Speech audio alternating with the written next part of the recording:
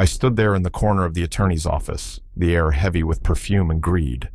My wife's funeral flowers hadn't even wilted, yet my daughter-in-law leaned forward in her black dress like a vulture in silk.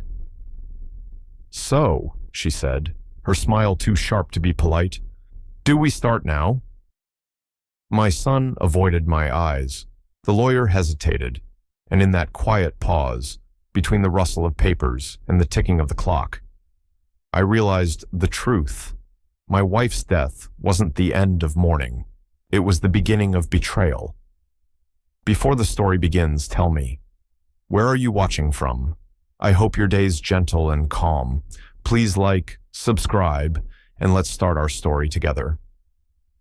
The rain had started before dawn, a slow, deliberate drizzle that refused to stop, as if the sky itself couldn't bear to let her go. By the time the last handful of mourners stepped away from Martha Langford's gravesite, the grass around the casket had turned to soft mud. Black umbrellas dotted the cemetery like wilted flowers. No one spoke much. Their footsteps and the dull patter of rain said enough. Edward Langford stood at the edge of the open earth, soaked through, his gray suit clinging to his thin frame. The name carved into the stone, blurred under the rain, but he didn't need to see it to know what it said. Martha Eleanor Langford, beloved wife. 71 years old, retired architect, builder of homes, and now a man without one. His fingers trembled around the bouquet of white lilies he'd brought himself. No one had told him where to place them, so he let them fall gently onto the lid of the coffin before the groundsman began lowering it down. Behind him, his son Daniel lingered under a shared umbrella with his wife, Rebecca. Daniel's voice was soft, almost rehearsed. "Dad, you should come with us. You'll catch cold." Edward turned slightly, his pale blue eyes dull and distant. Daniel's tone had kindness in it, but there was a layer of discomfort too, as if grief were something to be endured quickly and moved past. Rebecca didn't even pretend to mourn. Her umbrella was tilted to protect her perfectly done hair, her phone glinting in her hand as she glanced down, tapping the screen quietly. The sound of it, that faint, insistent click of her nails against glass, cut through the rain like an insult. Edward tried to speak, but stopped. The words wouldn't form. He only watched as Daniel squeezed his shoulder once, briefly, and muttered, "We'll see you at the house." They turned toward the car. As they walked away, Rebecca leaned closer to Daniel, her voice low but sharp enough to carry in the rain. "Let's not delay the estate meeting," she said. The words struck harder than any thunder could. Edward froze. The shovels hadn't even touched the soil yet, and already she was thinking of assets, documents, division. The phrase estate meeting echoed hollow in his mind. His heart clenched tight, the ache of loss twisting into something darker, a quiet, stunned disbelief. He looked toward her through the haze of rain, and for a moment she looked back. She didn't flinch. Her eyes were cool, detached, and entirely unbothered. Then she slipped into the black sedan, shutting the door with the smooth finality of someone who had already moved on.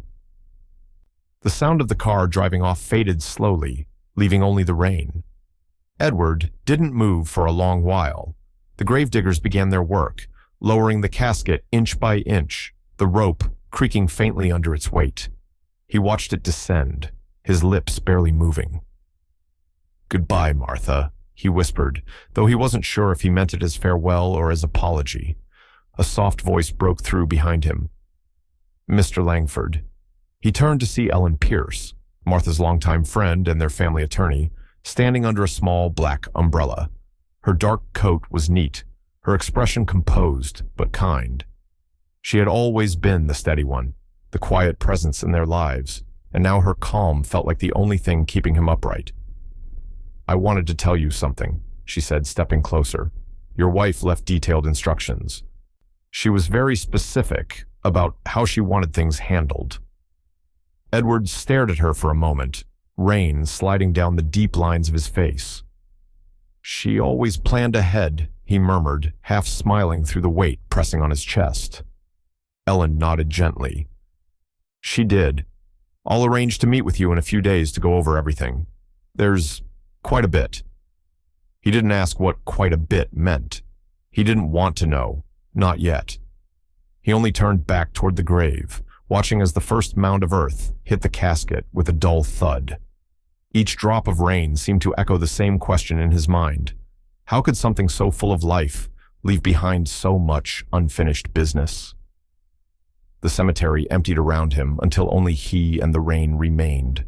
The camera of life lingered on his face, grief etched deep, eyes flickering with something beneath the sorrow.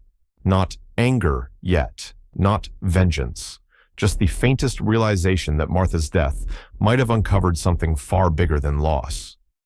He reached out, touching the cold edge of her tombstone with trembling fingers, and whispered again, quieter this time, as if to her spirit, "I'll follow your plan, my love." Then he turned toward the gate, his coat heavy with water, footsteps slow but steady, unaware that Rebecca's cold whisper was still echoing behind him, marking the first crack in the family's foundation. Fade out on the rain. The silence lingers, the kind that doesn't end, only deepens. 1 week after the funeral, the air outside Ellen Pierce's law office carried that hollow quiet of early winter, the kind of silence that follows a storm but doesn't quite promise peace. Edward Langford sat in the waiting area by the frosted window, his cane leaning against the armrest, Martha's silver locket clutched tight in his hand. He'd polished it earlier that morning, though it didn't need it. It was a habit, not of vanity, but of control, the small kind a man seeks when everything else feels uncertain. The door opened sharply behind him. Rebecca entered first, her heels clicking on the tile, like metronome ticks in a courtroom. She wore black, yes, but not mourning black. Her dress was the kind you'd wear to a board meeting or a power dinner, the fabric sleek and deliberate. A pair of gold earrings caught the light, expensive and precise. Her expression was even sharper. She didn't look at Edward. She looked at the receptionist's clock, then at Ellen's office door, as if calculating how long this would take. Daniel followed close behind, adjusting his tie nervously. He looked worn out, or maybe just caught in the crossfire of emotions he didn't know how to manage. He gave his father a small, forced smile and said quietly, "It's just formality, Dad. Mom always planned everything out." Edward nodded faintly but said nothing. His thumb pressed over the small dent in the locket's surface. Martha had worn it for 40 years. Inside was their wedding photo, edges frayed, his younger self smiling beside the woman who could make order out of chaos. He wondered what she'd think of this scene now. Her husband surrounded not by love, but by silence, thick with calculation. Ellen opened the door. "You can all come in." The conference room was lined with walnut shelves, every inch filled with law books and neatly labeled binders. A large window framed the gray Virginia skyline outside. At the head of the polished table sat a folder embossed in gold lettering, Langford Estate Trust, Private Terms. Edward took the chair closest to Ellen. Rebecca and Daniel sat across, side by side. Her perfume lingered faintly, something expensive and cold, like winter air trapped in glass. Ellen adjusted her glasses, opening the folder carefully. Before she could speak, Rebecca leaned forward, her voice cutting through the quiet. "Let's make this simple," she said. "We've already handled the funeral costs. So, when do we get what's ours?" Daniel glanced at her quickly, whispering, "Rebecca." But she didn't stop. Her tone wasn't cruel, just impatient, the kind that disguised entitlement as efficiency. "Martha would have wanted things clean and quick," she added, with a faint smile that didn't reach her eyes. Edward looked up slowly, the weight of the locket heavy in his hand. That smile, smooth, polite, hollow, stirred something inside him, a flicker beneath the grief, his first quiet spark of anger. He'd spent a lifetime designing structures, studying how small cracks could destroy entire foundations. And now, across the table, he saw the first fracture forming, not in stone, but in family. Ellen cleared her throat, breaking the tension. Martha did indeed leave detailed plans. However, as her attorney, I'm required to read the terms exactly as written. She spread the pages before her, the faint rustle of paper loud in the still room. Rebecca leaned back, crossing one leg over the other, pretending patience. Daniel exhaled softly, his fingers drumming against the armrest.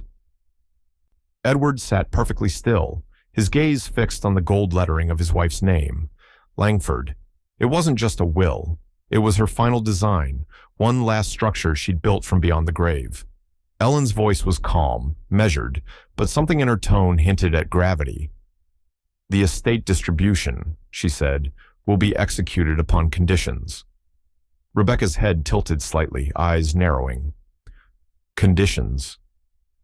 Ellen paused before reading on, but the words already hung heavy in the air, sharp, cold, and promising that nothing about this inheritance would be simple. Edward's grip tightened around the locket. His pulse quickened. He didn't know what Martha had planned, but he could almost feel her presence beside him, quiet, watchful, waiting for him to see what she'd left behind. Outside, the wind pressed against the window pane. Inside, no one spoke. The silence wasn't grief anymore. It was the beginning of a reckoning. Ellen's voice carried steady authority, the kind that usually silenced a room. The estate distribution will proceed upon conditions.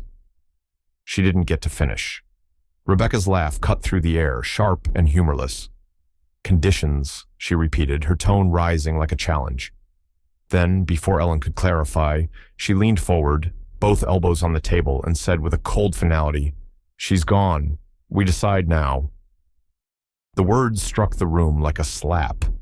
Ellen's expression didn't change, but the pause she took was deliberate, a lawyer's way of warning someone to tread carefully. Daniel shifted in his seat beside Rebecca, his jaw tightening as though he wanted to intervene but lacked the courage. "Rebecca," he started softly, but she silenced him with a glance. "It's true," she pressed, voice calm again, almost persuasive. "Mom would want things clean. She hated long processes. You remember that, don't you, Daniel?" Daniel exhaled through his nose, the sound heavy with conflict. He looked toward his father for guidance, but Edward wasn't looking at him. Edward's eyes were on Rebecca, not her words, but the rhythm of her hands. Her nails tapped lightly against the table, each click landing like punctuation. Click, click, click. "Now," she said, emphasizing it as if the word itself were a decree. "We can handle the division ourselves. Keep it simple." Her tone was sweet on the surface, yet behind it lurked impatience, calculation, that chilling ease of someone who believed they'd already won. Ellen closed the folder, her professionalism unshaken. "Mrs. Langford, your mother-in-law's terms were legally binding. I'm obligated to follow them exactly as she—" Rebecca smirked. Yes, the law." She turned slightly toward Edward, her smile softening just enough to sound polite. "No one's questioning that, are we? It's just that, at a certain point, families should be able to make decisions without dragging this through months of legal red tape." Edward still said nothing. The silence stretched so thin it could have torn. Daniel finally spoke, his tone careful. Maybe she's right. Mom wouldn't have wanted us to fight. If you can just take what you think is yours," Edward said quietly, his voice steady but edged. It wasn't loud, yet it landed with weight.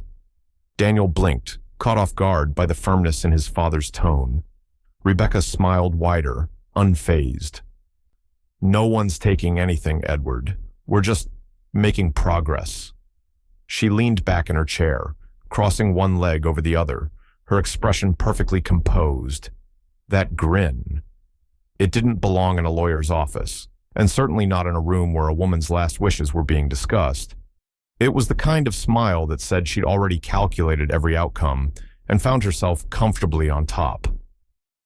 Ellen glanced toward Edward as if to check whether he wanted her to continue reading. But Edward didn't nod, didn't move. He was studying Rebecca's face as if sketching her in his mind, not the surface, but the lines beneath it. The greed, the control, the small but unmistakable cruelty in the way she enjoyed steering the moment. He'd seen that look before, in developers who cut corners for profit, in men who smiled while selling out their partners. It was always the same kind of confidence, quiet, dangerous, and arrogant, enough to think it could never collapse. Rebecca tilted her head slightly, her lips curving upward again. "You know, Martha," she said softly, "she'd want things settled quickly, cleanly." A lie so casual it almost sounded like truth. Edward's fingers brushed the locket inside his jacket pocket, the one with Martha's photo. Her real smile, warm and honest. He felt the contrast so sharply it almost hurt. His wife had spent decades building something lasting, something moral, and here sat a woman ready to dismantle it before the flowers at her grave had even wilted. He finally looked away, down at the table's reflection of her grin. A single word began to echo in his head, matching the rhythm of her nails tapping wood. Now. She'd said it like an order, like a declaration that time and morality no longer mattered. Edward inhaled slowly, his pulse steadying. Then, barely audible, a thought formed in his mind, the kind that doesn't leave once it arrives. Now. Really? The room remained still. Ellen reopened the folder. Daniel shifted, uncomfortable. Rebecca's smile lingered, confident, cruel, certain. And across the table, behind Edward's calm gaze, something shifted quietly. The faint, silent beginning of resistance. The meeting had ended in a brittle silence, the kind that follows when something sacred has been broken. Edward didn't linger afterward. Daniel had mumbled something about checking with the bank, and Rebecca, without a backward glance, had already pulled out her phone before stepping into the hallway. Edward stayed seated for a moment longer, his eyes fixed on the edge of the polished table, where Ellen's papers still lay open. The sound of rain tapping against the office window returned like an old refrain, steady, patient, knowing. When he finally rose to leave, Ellen stood by the door, her briefcase clasped tightly in one hand. Her expression had changed. Not her usual professional calm, but something softer, private. She waited until Rebecca's voice disappeared down the corridor before speaking. "Edward," she said gently, "there's something Martha wanted you to have." He turned, surprised. She reached into her briefcase and pulled out a small ivory envelope sealed with red wax. The paper looked aged, the kind that yellows slightly at the edges. She held it out with both hands, her tone low. "Martha wrote this only for you," she said. "She gave it to me months ago, made me promise not to deliver it until after her passing, and she was very clear, read it alone." Edward's chest tightened. The sight of her handwriting on the envelope, those careful, looping letters he'd known for half a century, made his breath hitch. He took it carefully, his hands trembling slightly. "Thank you, Ellen." She nodded once. "There's more I'll explain when you're ready. But that," she said, glancing at the letter, "will tell you what she couldn't." Edward drove home in silence. The wipers moved rhythmically across the windshield, clearing away the rain, but not the fog of thoughts that crowded his mind. Martha had always been meticulous. Every list, every plan, every corner of their shared life, built with intention. But this felt different, a secret folded in paper. When he reached the house, the emptiness greeted him like an echo. The Langford mansion, once filled with Martha's warmth and motion, now sat still. Her favorite chair remained near the fireplace, her knitting basket untouched beside it. The faint scent of lavender and parchment lingered in the air. He sat at his old desk by the window, the one overlooking the gardens she used to tend, and placed the envelope in front of him. For a long moment, he just stared. His hands hesitated, reluctant to break something that still felt alive. Then finally, he slid his thumb under the wax and tore it open.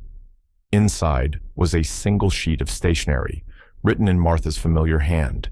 Neat, deliberate, with that same calm certainty that had steadied him all their lives.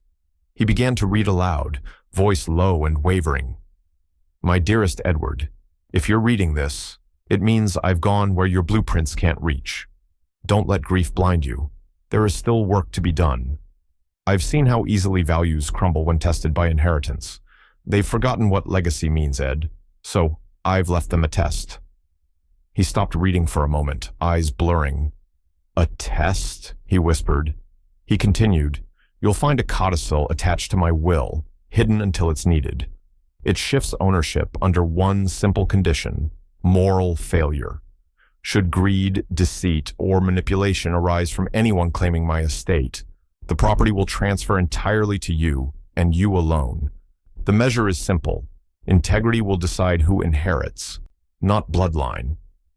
Edward exhaled shakily, one hand over his mouth. The room felt smaller somehow, the air heavier. She had foreseen all of this. Rebecca's smile, Daniel's weakness, the slow corrosion of honor that had already begun. Martha had always seen ahead. He read the last line, her final instruction, written in fading ink.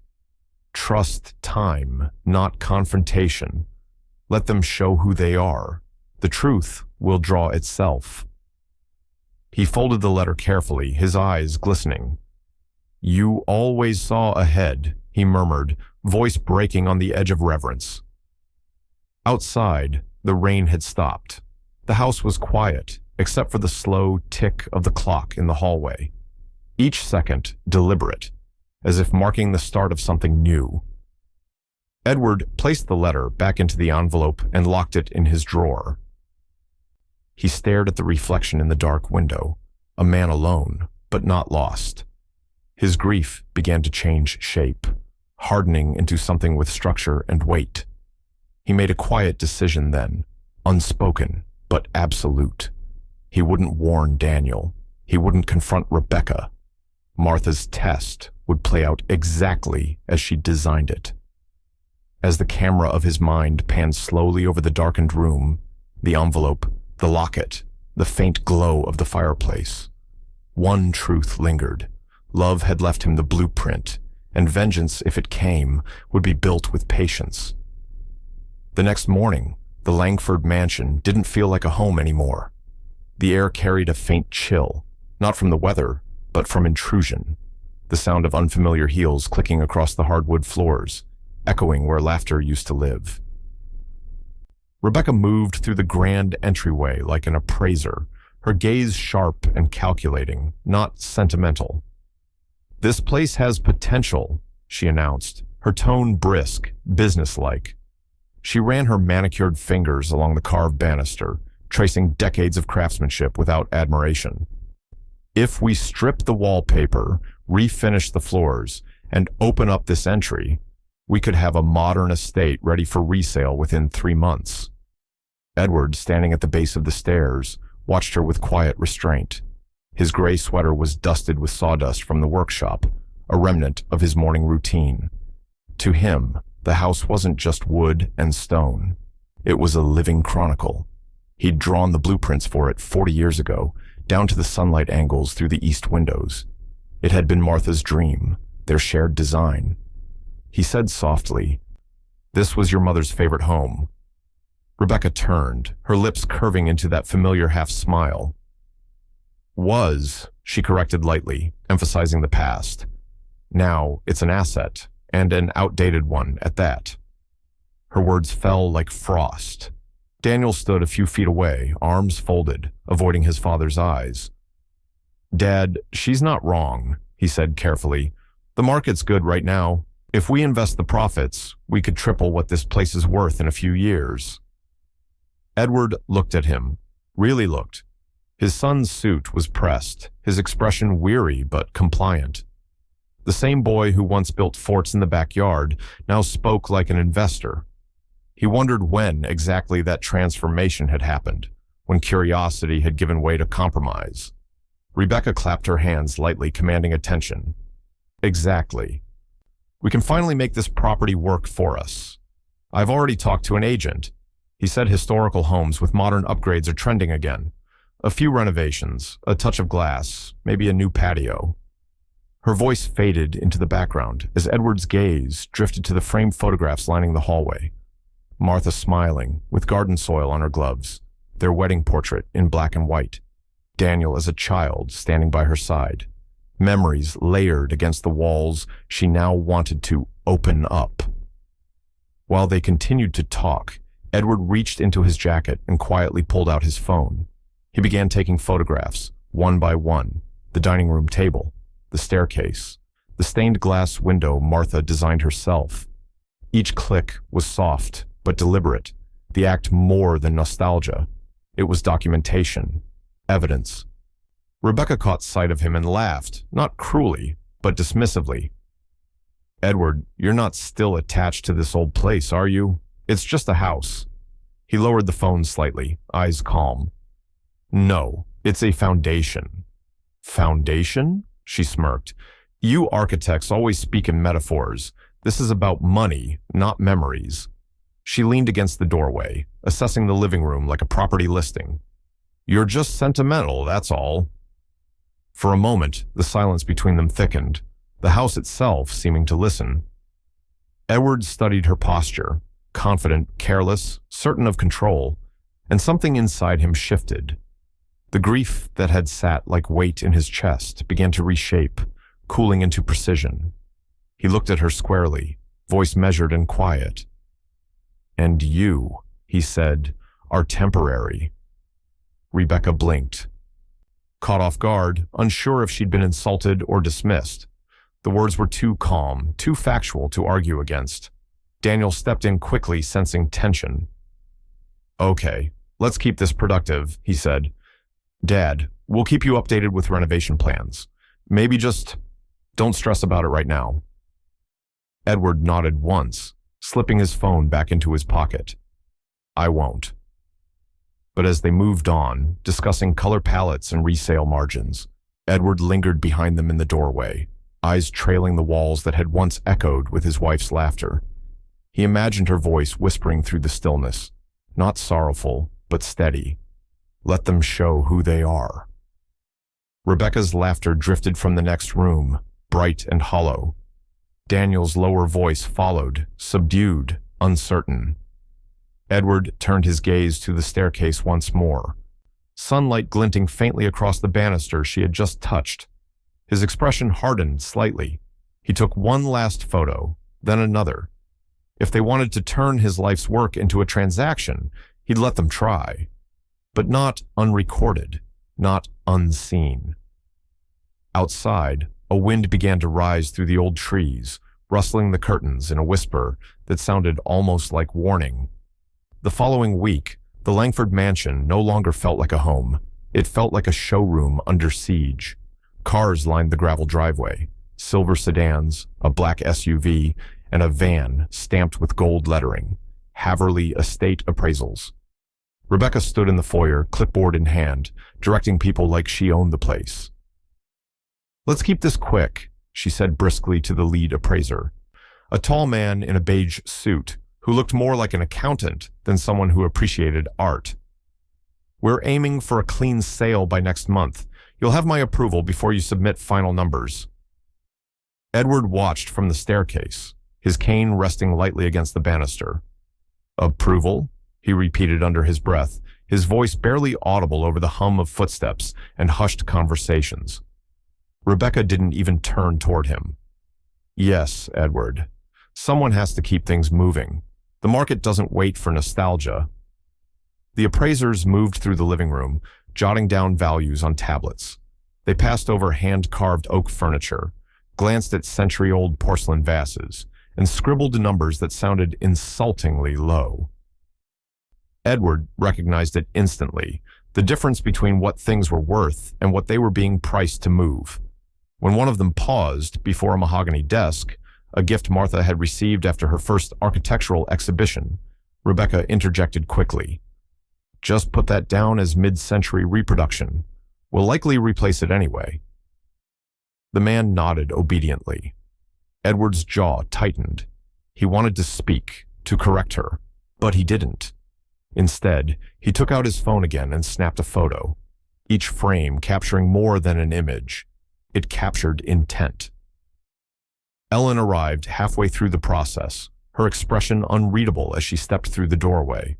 She waited until Rebecca was busy charming one of the appraisers, then motioned discreetly for Edward to follow her into the study. They're undervaluing the property, she said quietly once the door closed. Not by mistake. I checked the firm's previous records. Rebecca called them directly. She's rushing the valuation so she can liquidate assets before the trust fully clears probate. Edward's lips curved slightly, not in amusement, but in the kind of smile that comes from seeing a plan unfold exactly as you expected it to. They're trying to liquidate early, he murmured, almost to himself. Ellen frowned. You're taking this too calmly. He turned toward the window, watching Rebecca gesture animatedly in the garden below, her voice rising with impatience as one appraiser questioned her instructions. Let them rush, he said softly. Every shortcut leaves footprints. For a moment, Ellen just looked at him. You're recording this, aren't you? He didn't answer directly. Instead, he slipped his phone back into his pocket and said, Martha once told me that the truth doesn't need to chase anyone. It just waits, quietly. Ellen's face softened. She always saw further than most. Edward nodded. And she's still seeing further now. As Ellen left to handle paperwork, Edward walked back into the main hall. The appraisers were nearly done, their voices echoing faintly in the large room. Rebecca was by the grand piano, tapping her pen against her clipboard, bored and restless. We'll be finished soon, she announced, glancing at him with a polished smile. He met her gaze, calm and steady. I'm sure you will. The lead appraiser shook her hand, confirming he'd send his report within 24 hours. She thanked him sweetly, her tone smooth as silk. But Edward saw the faint tremor in her fingers, the telltale sign of greed disguised as control. As the cars pulled away and the sound of engines faded, Edward stood alone in the foyer, the faint tick of the grandfather clock filling the silence. He opened the camera roll on his phone, scrolling through the images. Each undervalued item, each falsified note, each moment where deception looked too comfortable to notice it was being watched. Martha's words returned to him then, almost like a whisper carried through the rafters. They'll reveal themselves if you stay still. He exhaled slowly, slipping the phone into his pocket. The house felt heavier, but no longer suffocating. The storm wasn't coming. It was already here, and he had the blueprints for survival. Edward turned toward the window, where the last car disappeared down the driveway. His reflection in the glass looked calmer than he felt. The stage was set. The Langford mansion glowed under the late afternoon sun, its long shadows stretching across the marble floors like quiet witnesses. Inside, the dining table, once a place of family dinners and Martha's Sunday roasts, had become a makeshift boardroom. Rebecca sat at the head, her laptop open, documents neatly arranged, and 2 champagne flutes chilling in an ice bucket beside her. Daniel, listen to me, she said, voice smooth, persuasive. We can't keep waiting for your father to come around. Every week that passes, the market shifts. We have buyers ready now. All we have to do is sign and move forward. Daniel leaned back, rubbing his temples. He'll find out eventually. You know how he feels about this place. About about sentimentality, she interrupted sharply. Yes, I know, but we're talking about the future, Daniel, not ghosts. Her tone softened, the switch effortless. We deserve to move forward, to build something new. Daniel hesitated, looking down at the contract in front of him, the early sale agreement Ellen had explicitly said to hold off on until probate was finalized. His father's voice echoed in his head, slow and deliberate. Every shortcut leaves footprints. But then Rebecca's hand rested lightly on his arm. "Do you trust me?" she asked. He looked into her eyes, the same eyes that had once made him believe in every ambitious plan she proposed, and nodded weakly. "Of course I do." "Then sign," she said, sliding the pen toward him. The sound of ink meeting paper was quiet, but it filled the room like thunder. Rebecca smiled, a small, victorious curve of her lips. "There," she whispered. "Now we're finally free." She reached for the champagne, popping the cork with a confident twist. Bubbles fizzed over the rim as she poured. "To new beginnings," she toasted, handing him a glass. Daniel raised his half-heartedly. "To new beginnings." They clinked glasses, but his eyes drifted toward the window, where the late light touched the gardens his mother had planted. Somewhere inside, guilt was already rooting itself deep. That evening, Edward sat in Ellen's office, the air thick with the scent of old paper and rain-soaked leather. She handed him a sealed envelope without a word. When he opened it, 2 copies of unsigned contracts slid out, sale documents for the mansion, bearing the digital watermark of the buyer. "They sent these to me by mistake," Ellen said quietly. "Rebecca's name is all over the correspondence. She's been negotiating directly. Daniel's signature is on the originals." Edward's hand stilled on the paper. His expression didn't shift much, just a small tightening of the jaw, a slight narrowing of the eyes. "So," he said softly, "they went ahead." Ellen nodded. "They think this will move faster than the probate court. They're cutting corners."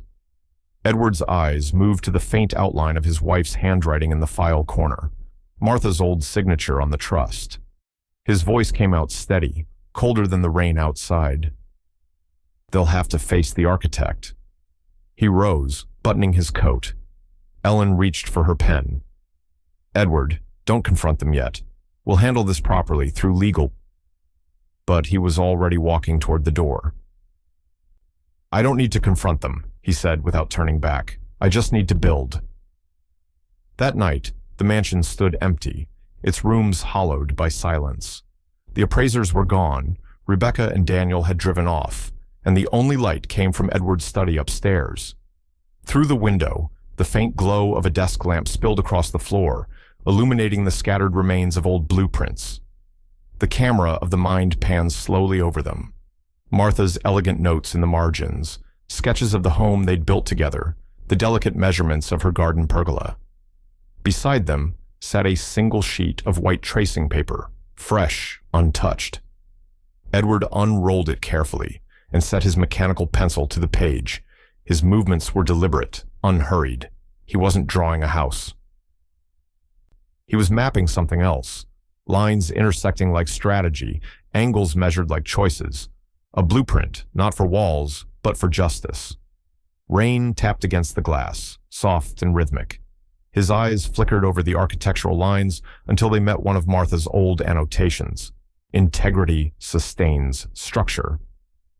He smiled faintly, the kind of smile that came not from peace, but from certainty. The betrayal was no longer a shock.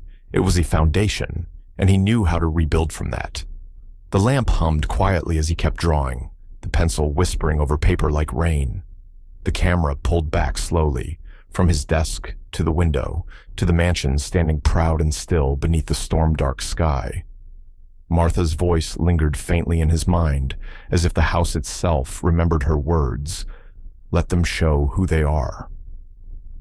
He pressed the pencil down, committing one last sharp line to the page. Fade to black. Morning light filtered through the tall windows of Ellen Pierce's office, catching the dust motes that floated lazily above her desk. She had been buried in files for hours, stacks of old contracts, land deeds, and trust documents pulled from the Langford archives. Her coffee had gone cold. When she finally found it, it was almost by accident, a faded folder tucked beneath property tax statements from 1987, labeled in Martha's meticulous handwriting, Langford Estate, Original Holdings. Ellen flipped it open, her eyes narrowing as she scanned the yellowed pages. There it was, a legal record stamped in blue ink, co-ownership signatures, side by side, Martha E. Langford and Henry Rhodes, Her heart kicked once, sharp and quick. When Edward arrived an hour later, she didn't even greet him with the usual calm pleasantries. She simply handed him the folder across her desk. "You need to see this," she said. He adjusted his glasses, curiosity flickering across his tired features. The room fell quiet, except for the slow rustle of old paper. His eyes traced the inked names, the dates, the fine print beneath. His breath caught. This was filed before the expansion. "Exactly," Ellen said. "Henry's name was never removed. Legally, the estate remains under shared corporate protection, which means Rebecca and Daniel can't sell what they don't fully own." Edward leaned back in the chair, the smallest trace of relief breaking through his composure. Then, slowly, a faint smile formed, not one of joy, but of recognition. "Henry still owes you loyalty," Ellen added quietly. "He always said Martha kept his career alive after the market crash. He'll listen." Edward nodded, the wheels already turning in his mind. "He'll do more than listen." He took out his phone, dialing a number he hadn't used in years. The line clicked, and a deep, familiar voice answered on the second ring. "Edward Langford," Henry Rhodes said, his tone warm and surprised. "It's been too long." "Too long," Edward agreed. "Henry, I have to ask. Our estate, the original plans. Do you remember signing co-ownership documents with Martha?" A low chuckle came through the speaker. "Of course I do. She insisted. Said the land needed more than just a signature. It needed integrity. We built that place together, Ed. I still have the files in my archives. That property's under our corporate umbrella. No one can sell it without my authorization." Edward closed his eyes, the weight in his chest easing slightly. "So," he said slowly, "they can't sell what isn't fully theirs." Henry laughed softly. "Exactly. You're learning from your wife again." There was a long pause. Then Edward replied, voice quiet but deliberate. "She left me the blueprint. Now, I'll build the trap."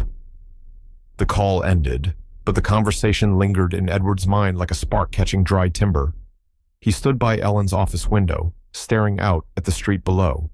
The steady flow of cars, the blur of strangers unaware that, somewhere above them, a man was quietly preparing his counterstrike. Ellen watched him from behind her desk, the same mix of admiration and concern etched on her face. "You're not going to tell them, are you?" Edward shook his head. "No. Let them move faster. Let them believe it's theirs. They'll show the world what they are. And when they do, every inch of their greed will turn into evidence."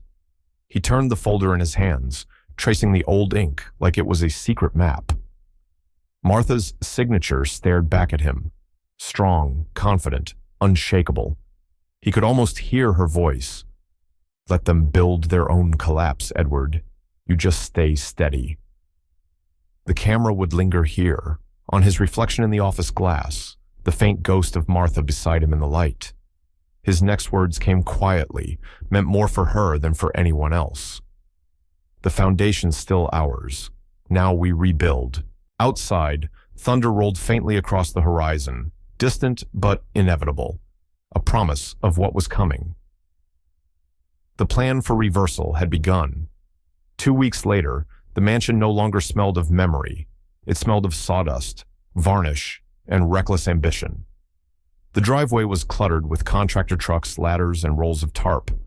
Rebecca had arrived that morning with her sunglasses on, her phone glued to her ear, and a renovation crew that looked more like a reality TV team than professionals. "Gentlemen," she said, clapping her hands as she stepped through the front door. "We're doing a complete refresh. Light, modern, open. No old-world gloom." She waved at the ornate crown molding above the foyer, once designed by Martha herself. "That's coming down. Cost too much to restore." Edward watched from the hallway, arms crossed, expression unreadable. The air compressor whined as workers unloaded tools. Paint samples, modern grays and whites, were laid out across the piano bench where Martha used to leave her garden gloves. The lead contractor, a man named Vic, nodded deferentially. "Sure thing, Mrs. Langford. We'll get this done under budget." "Under budget," Rebecca repeated with satisfaction. "Exactly, and quickly. No one likes waiting." Edward stepped forward, his voice low but steady. "This house isn't a warehouse, Rebecca. You should treat it with care." She barely looked at him. "Edward, I know sentiment is hard to let go of, but we're doing what's necessary. The sooner we finish, the sooner we all move on." She walked off, barking new instructions. A few minutes later, Edward appeared again, this time with a tray of steaming mugs. "Coffee?" he asked, offering the workers cups.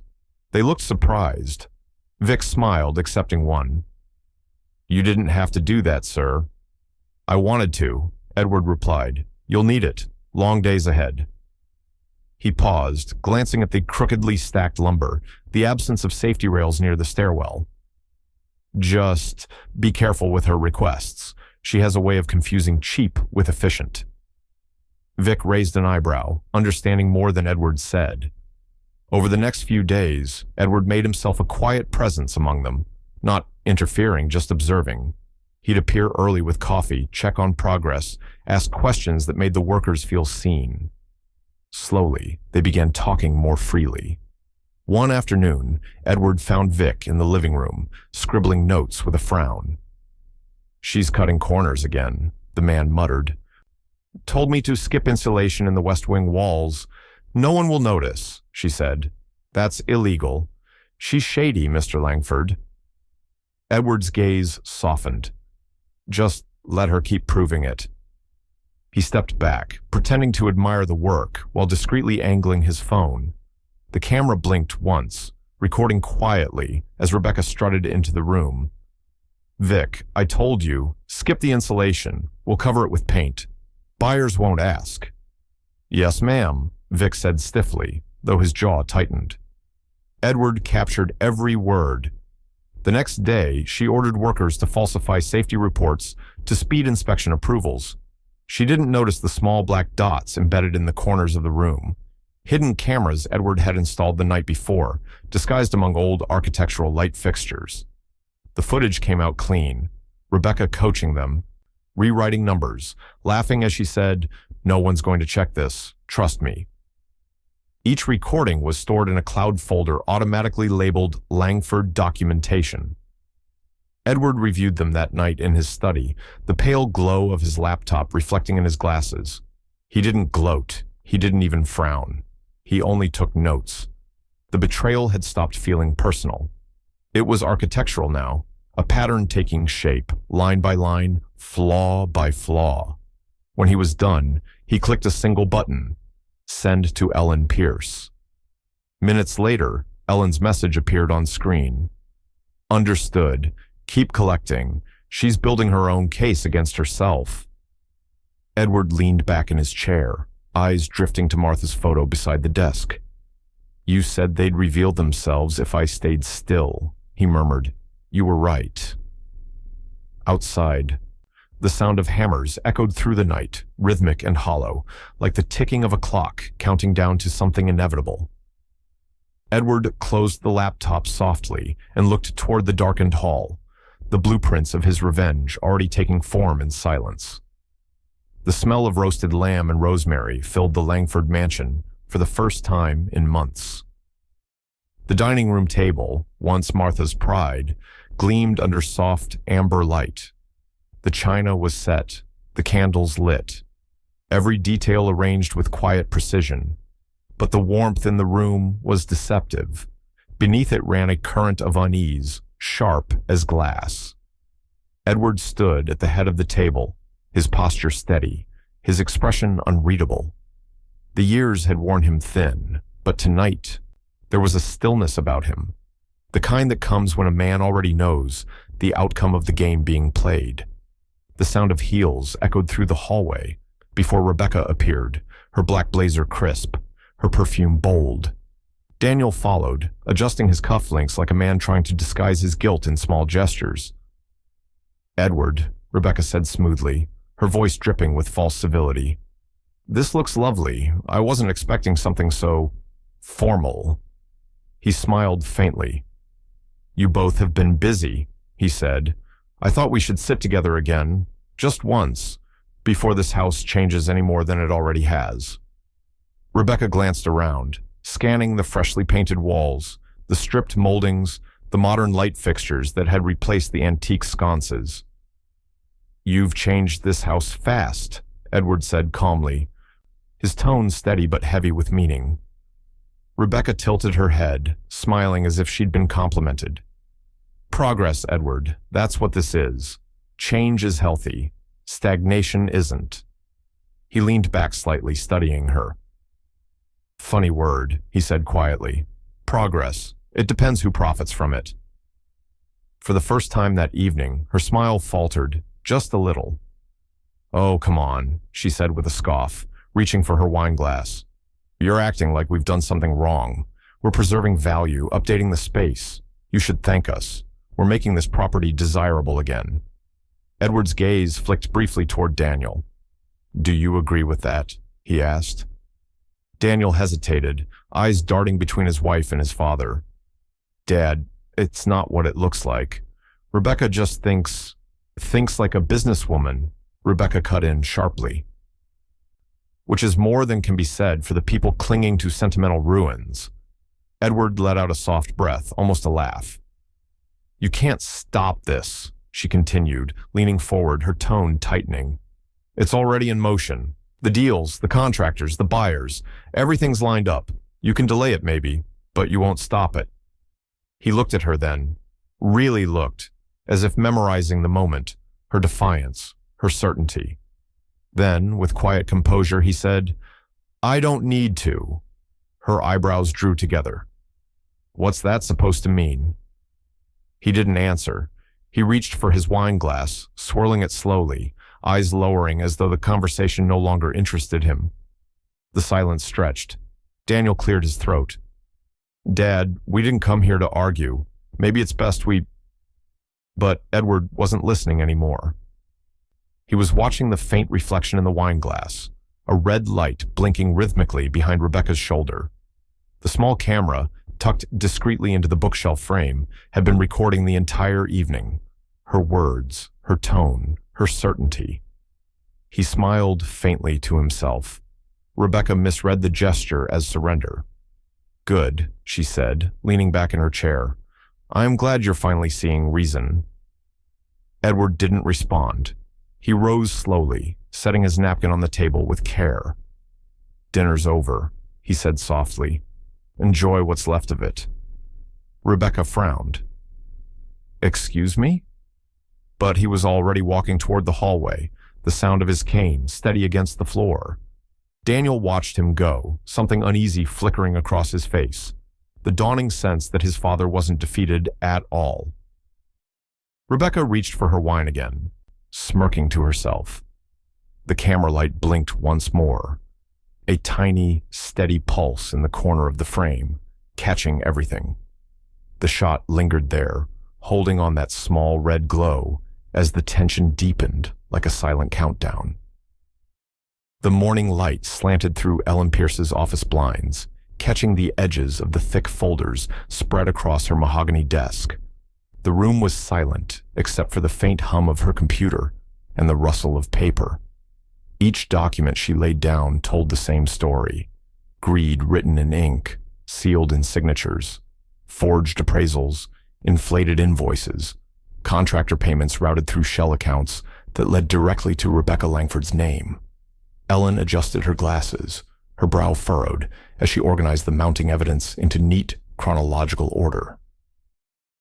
Every lie Rebecca had told was now documented, methodically, surgically, irrefutably. The weight of the file was almost poetic, the story of a downfall, told through her own handwriting. When Edward arrived, the tension in the room seemed to settle into focus. He walked in quietly, a man composed not by calmness, but by precision. His cane tapped once against the floor before he stopped by her desk. "Is that it?" he asked. Ellen closed the last folder and looked up at him. "That's everything," she said.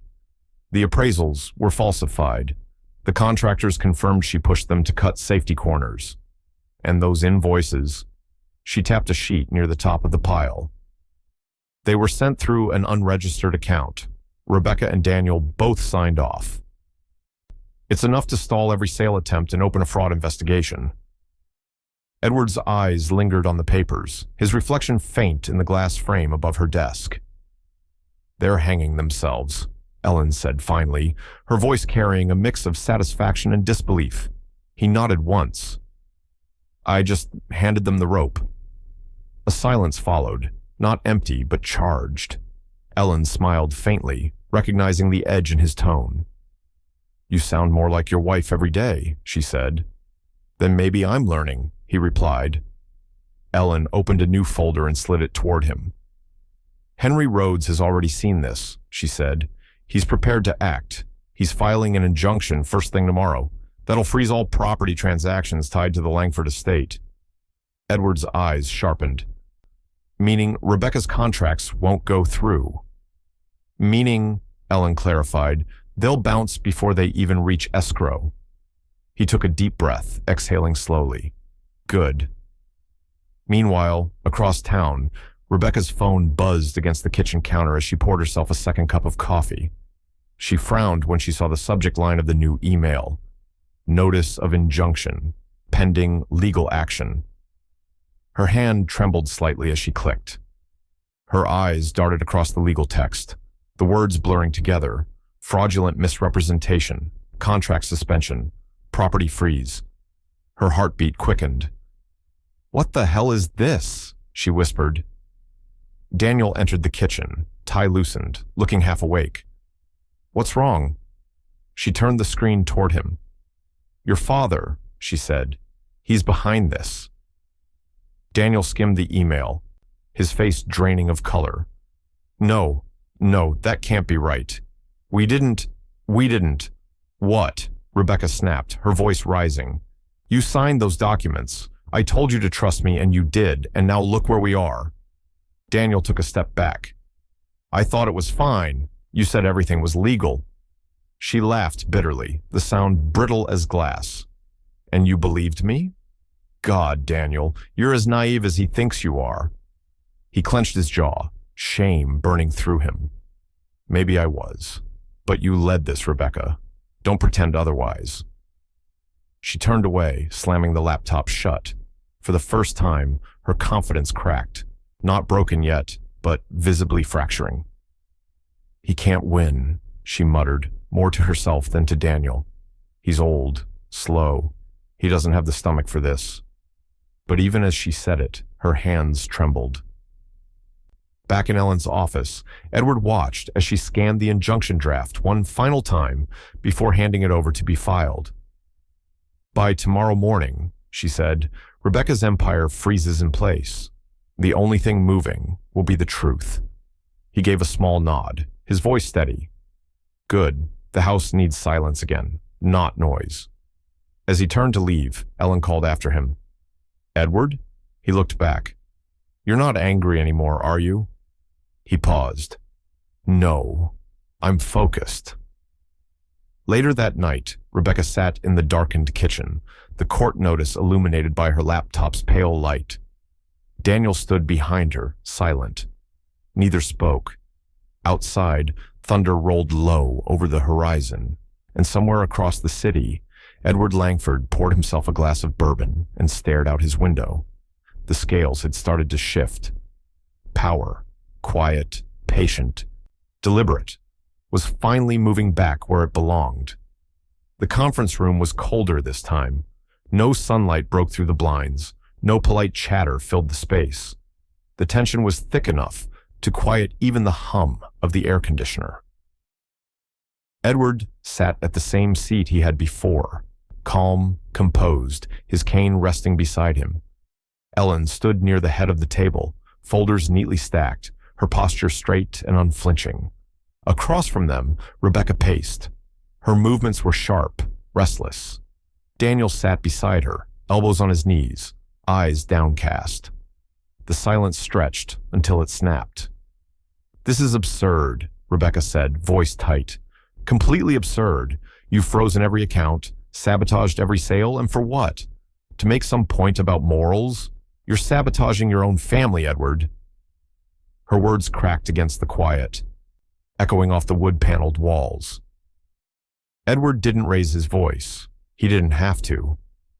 "I'm saving it from thieves," he said simply. Rebecca froze mid-step. "Thieves?" she repeated, her eyes flashing. "You're calling your son a thief now?" "I'm calling anyone who forges, manipulates, and lies about his wife's legacy exactly what they are," he replied, the edge of steel in his calm. Daniel's head shot up. "Dad, we didn't," Ellen interjected before he could finish. "We have the documents, Daniel. The falsified appraisals, the unauthorized transfers, the fake invoices. They bear your signatures." Daniel's face drained of color. "I didn't know," he whispered, turning toward Rebecca. "You said it was all just paperwork, that it was fine." Rebecca's lips parted, but no words came out. For the first time, her confidence faltered visibly. She looked toward Ellen, voice lowering. "You can't prove intent. Mistakes happen all the time in paperwork." Ellen didn't blink. "Perhaps, but Martha anticipated more than mistakes." Edward looked up then, his eyes steady. "Read it," he said quietly. Ellen nodded and pulled a sheet from the top of the folder. The paper was yellowed slightly at the edges, Martha's neat handwriting framed within official legal formatting. "This," Ellen began, "is the addendum your mother added to the trust, the one she wrote in her own hand. It states, 'Any heir proven deceitful in matters regarding the estate forfeits their share in full. Their portion reverts to the trust, to be reassigned at the executor's discretion.'" Rebecca went still, her face blanching as the words sank in. "You're bluffing," she said, voice thin. Ellen handed her the page. "It's notarized, dated 3 months before her passing, filed privately under sealed conditions, per Martha's instructions. This clause overrides all general inheritance rights." Rebecca's hand trembled slightly as she took the document, her eyes scanning the familiar signature at the bottom, Martha E. Langford. The pen stroke curved with the same grace as every note Martha had ever written, the same assurance that had guided Edward through his entire career. Daniel stared at the page too, his voice breaking through the silence in a whisper. "You knew this?" Edward's eyes didn't leave Rebecca. "She knew her," he said softly. For a long moment, no one moved. The only sound in the room was the faint ticking of the wall clock. Rebecca's jaw tightened, the paper crumpling slightly in her hand. "She was manipulative," she hissed. "You both are. This is revenge, not justice." Ellen's expression remained composed. "Martha didn't leave instructions for revenge," she said. "She left instructions for accountability." Rebecca stood abruptly, the chair scraping against the floor. "You can't do this," she snapped. "You don't get to rewrite the past." Edward rose slowly, steadying himself on his cane. His gaze was calm, almost sorrowful. "No," he said, "but I can honor the woman who built our future, and she saw through you long before I did." Rebecca stared at him, breathing hard, her hand clutching the edge of the table. The color had drained from her face, replaced by something colder. Fear mixed with disbelief. Daniel leaned forward, rubbing his temples, his voice barely audible. "What happens now?" Ellen closed the folder with a quiet thud. "The court will formalize the forfeiture," she said. "Until then, no sales, no transfers, no access to trust funds. Everything is frozen." The silence returned, heavy, final. Rebecca's hand, still gripping the back of the chair, trembled visibly. The camera would linger there, on the white of her knuckles, the paper still crushed in her other hand, the realization dawning that her empire had just turned to ash. Edward watched her quietly, then turned away, his reflection faint in the window behind him. The faint hum of the clock resumed its rhythm, steady, unrelenting, fade out on Rebecca's trembling hand. The morning Rebecca Langford received the envelope, the sky above the mansion was a dull, indifferent gray. A process server stepped out of a black sedan, shoes crunching across the gravel, a white document in hand. The man's tone was polite, practiced, almost apologetic. "Mrs. Langford," he said, "you've been served." For a second, Rebecca didn't move. She stood at the doorway of the mansion she'd once ruled like a queen, her silk robe pulled tight around her, as if that could protect her. Then she tore the seal open. The words were clear and brutal. Order to vacate premises. Court-enforced transfer of property. Her hands shook. "This is a joke," she muttered. "It has to be." But the document bore the court's stamp, Henry Rhodes's signature as co-owner, and Ellen Pierce's as legal executor. There was no room for denial. She stumbled back into the foyer, voice rising into a shriek that filled the empty house. "Daniel!" Her husband appeared from the hallway, disheveled, eyes red from sleepless nights. He saw the paper in her hand and already knew. "What happened?" he asked, though his tone suggested he dreaded the answer. "What happened?" she screamed, waving the notice in his face. "You happened. You and your pathetic guilt trips and your father's games. You let him win!" Daniel's shoulders sagged, but this time, something hardened in him. "I let him win?" he said, his voice shaking. "You're the one who forged the documents. You're the one who pushed the sales, lied to lawyers, faked signatures. You ruined us." His words hit the air like glass shattering. Rebecca froze, eyes wide. "You ruined everything," Daniel continued, louder now, anger flooding through the years of silence and submission. "You said this would bring us freedom, Rebecca. You said you had a plan, but all you ever cared about was control. It's not family, not honor, just power." She threw the eviction notice at him, the papers fluttering like broken wings before landing at his feet. "You think your father's any better?" she spat. "He's been waiting for this moment, watching us fall apart. You think he's mourning your mother? He's enjoying this." Daniel didn't answer. The truth had already settled too deep. He just turned away, the fight draining out of him, leaving behind a hollow kind of exhaustion. Outside, through the iron gates, Edward stood in the cold, his coat buttoned against the wind. From where he stood, he could see the exchange through the large front windows. Rebecca's fury, Daniel's broken silence. The words couldn't reach him, but he didn't need them to. He knew the rhythm of collapse when he saw it. The gates creaked behind him. A car engine approached, the low hum of something expensive. Henry Rhodes pulled up beside him in a dark green Jaguar, the window rolling down with a soft, mechanical click. Henry glanced at the mansion, then at Edward. "It's done?" Edward nodded slightly. "The papers are served." Henry leaned an elbow against the window frame. "Want to step inside again?" he asked, voice gentle, but carrying an edge of curiosity. "It's yours now." Edward's gaze didn't leave the house. He watched as Rebecca's silhouette paced furiously, Daniel's figure motionless beside her.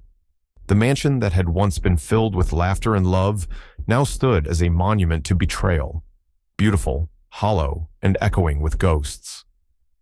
"Not yet," Edward said quietly, the lessons still building. Henry studied him for a moment, then nodded, understanding without question. The two men sat in silence as the wind rustled the dead leaves along the drive.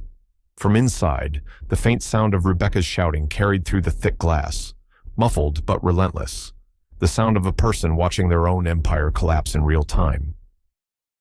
Edward turned away at last, his expression unreadable, his resolve absolute.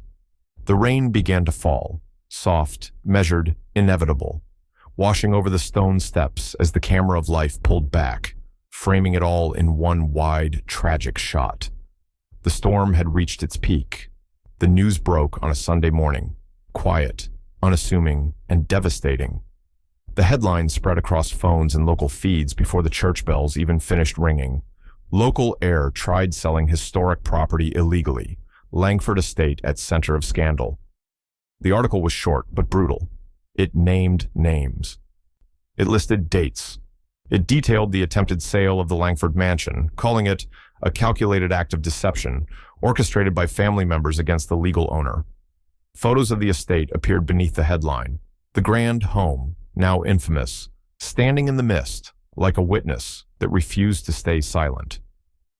By noon, the story had spread beyond Virginia, comment sections filled with outrage. One reader wrote, "How could anyone betray their own father-in-law after his wife's death?" Another added, "This poor man lost his wife and nearly lost her legacy to greed." At the heart of it all, Rebecca Langford's name burned like a brand. When the reporters first called, she slammed the door on them. "No comment," she snapped, her face pale under her immaculate makeup. By afternoon, her phone was buzzing non-stop. Former friends, colleagues, even her charity board withdrawing invitations.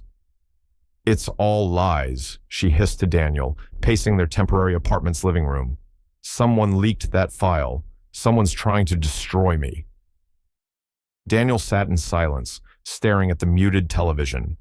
His eyes followed the scrolling headline at the bottom of the screen. "Maybe it's not lies," he said softly. Rebecca spun around, her voice sharp. "Excuse me?" He didn't look at her. "Maybe it's just the truth finally catching up." She froze, searching his face for the man she used to control, but he wouldn't meet her eyes. "You're hiding," she accused, her voice trembling now. "You're ashamed of me?" Daniel exhaled. "I'm ashamed of what we did." Rebecca's composure fractured. "You think your sainted father didn't leak this himself? Don't you see it, Daniel? He's orchestrating this. He wants to humiliate us."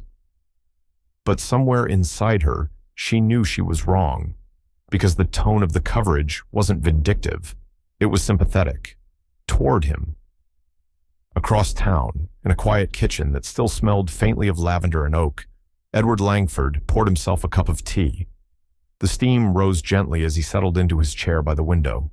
The television played the same segment Rebecca was watching, but he didn't turn up the volume. He didn't need to. The anchor's voice carried just enough to fill the silence. Local residents have rallied around 71-year-old Edward Langford, whose late wife's estate became the center of an inheritance dispute turned scandal. Neighbors describe him as a man of grace who built the very home his family tried to sell behind his back. The camera cut to an exterior shot, the Langford mansion, its gates closed, a historic property protected sign newly affixed to the fence. Edward took a slow sip of tea, his expression unreadable. Ellen Pierce stood nearby, leaning against the counter, arms crossed. "You leaked it?" she asked finally.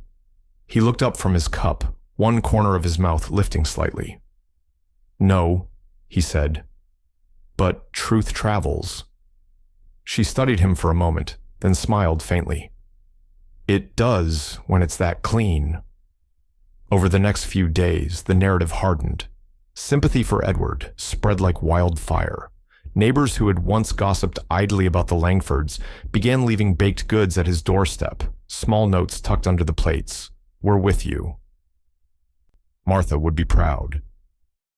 Local news stations ran follow-ups, painting Edward as a dignified widower who'd weathered betrayal with grace. Community members volunteered to help restore parts of the mansion.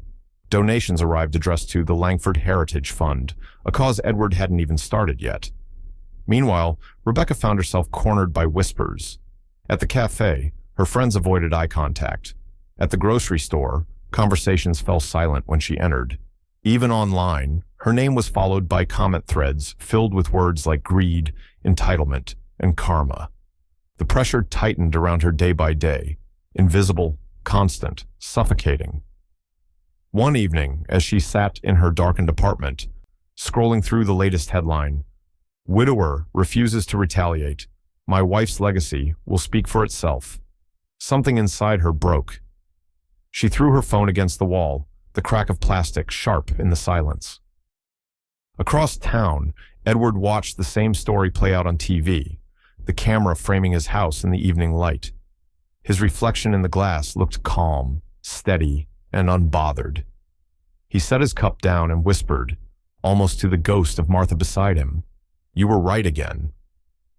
Outside, cicadas hummed in the twilight. Inside, the story of justice had just begun to echo, not in courtrooms, but in the quiet power of reputation. And for Rebecca Langford, silence had never felt louder.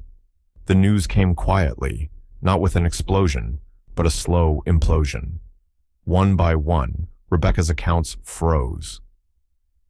The online banking dashboard that once reflected effortless wealth now displayed cold, gray messages.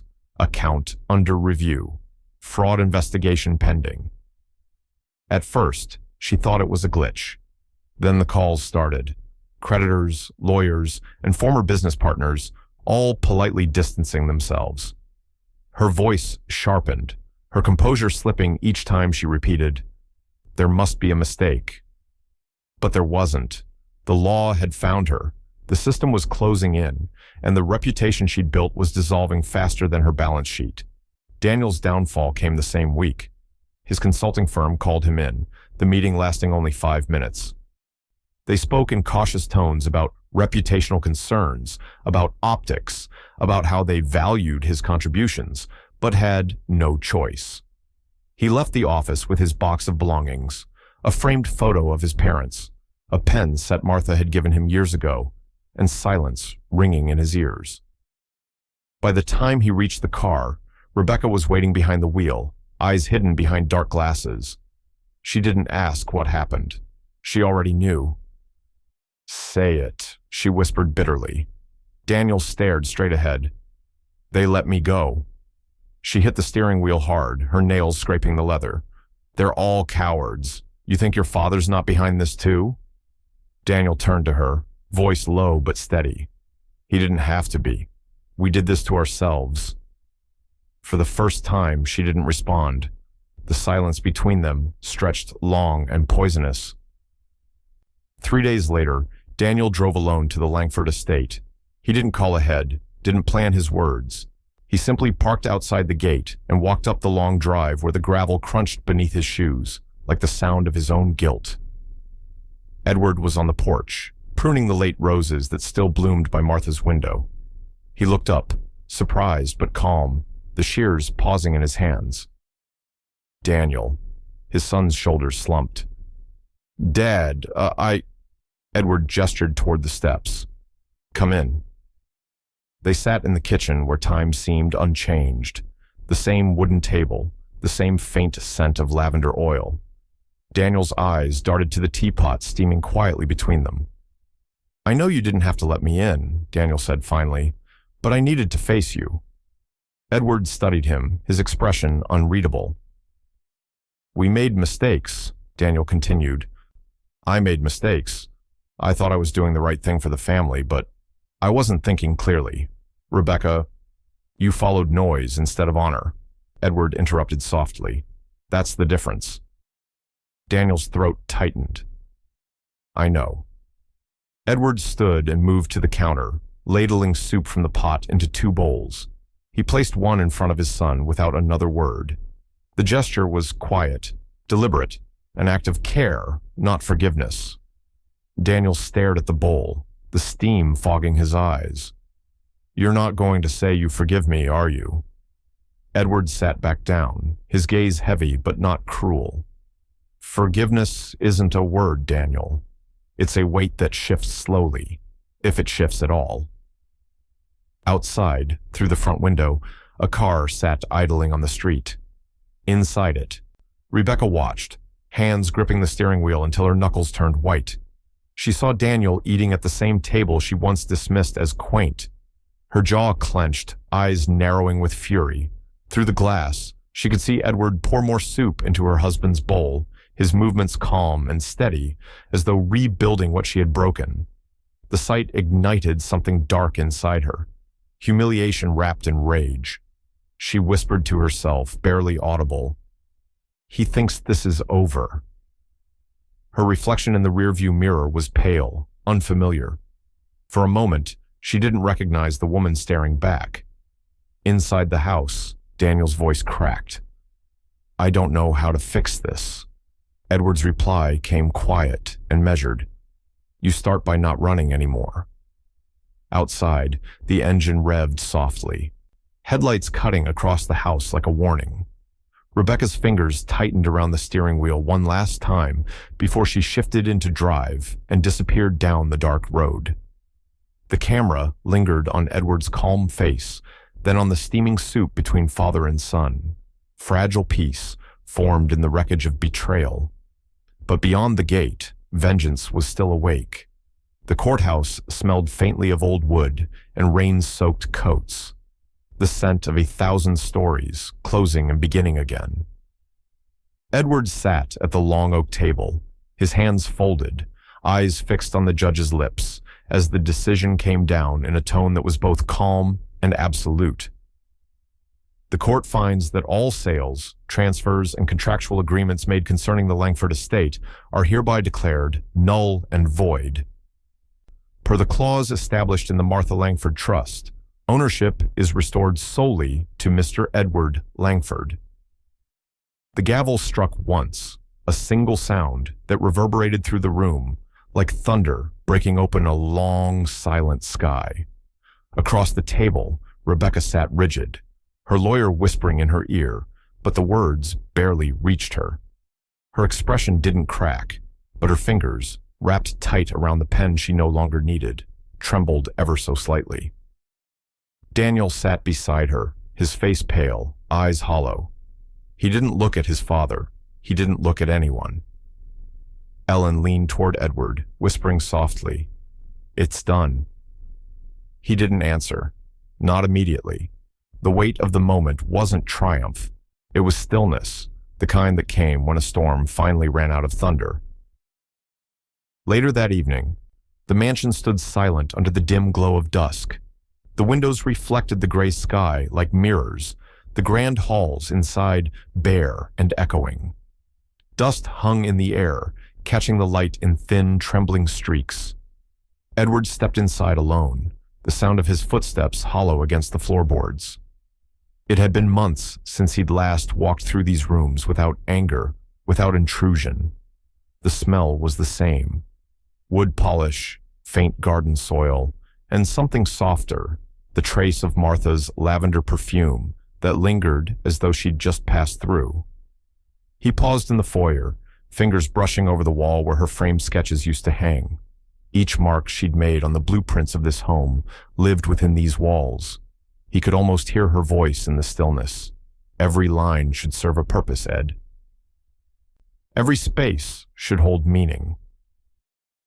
When he reached the living room, he stopped. Her piano sat there, covered with a light film of dust, untouched since the funeral. He rested his hand on it, tracing the edge of the lid. The instrument was cold beneath his fingers. He lifted the cover gently, pressing one key. The note was soft, a little out of tune, but it filled the room like a whisper. "You protected us," he said quietly. It wasn't gratitude in his tone, it was reverence. The kind of awe reserved for something larger than justice. Martha had always been the architect, even beyond her years. He was merely finishing the structure she designed from her foresight, her patience, her belief that truth didn't need to shout. Behind him, Ellen appeared in the doorway. She didn't speak right away, letting the moment breathe. When she did, her voice carried warmth. "You just finished what she started." Edward looked over his shoulder, the faintest smile forming. "No," he said. "She finished it. I just signed the last line."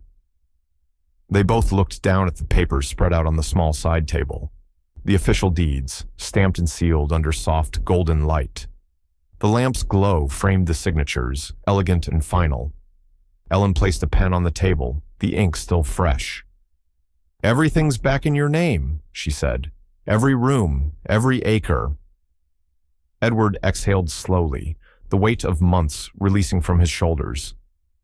"Good," he murmured. "Then maybe it can breathe again." Outside, the sky had turned a deep violet.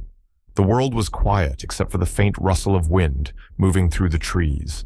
Ellen gathered her things, watching him one last time as he touched the piano keys again, softer this time, letting the sound fade into the air. He didn't gloat. He didn't look back. His victory wasn't loud. It was dignified, as Martha would have wanted it to be. As Ellen stepped out the door, the camera of life would linger.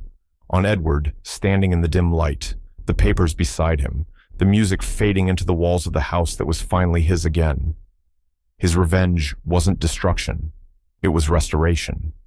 The mansion, once filled with betrayal, now hummed with something new. Peace earned through precision.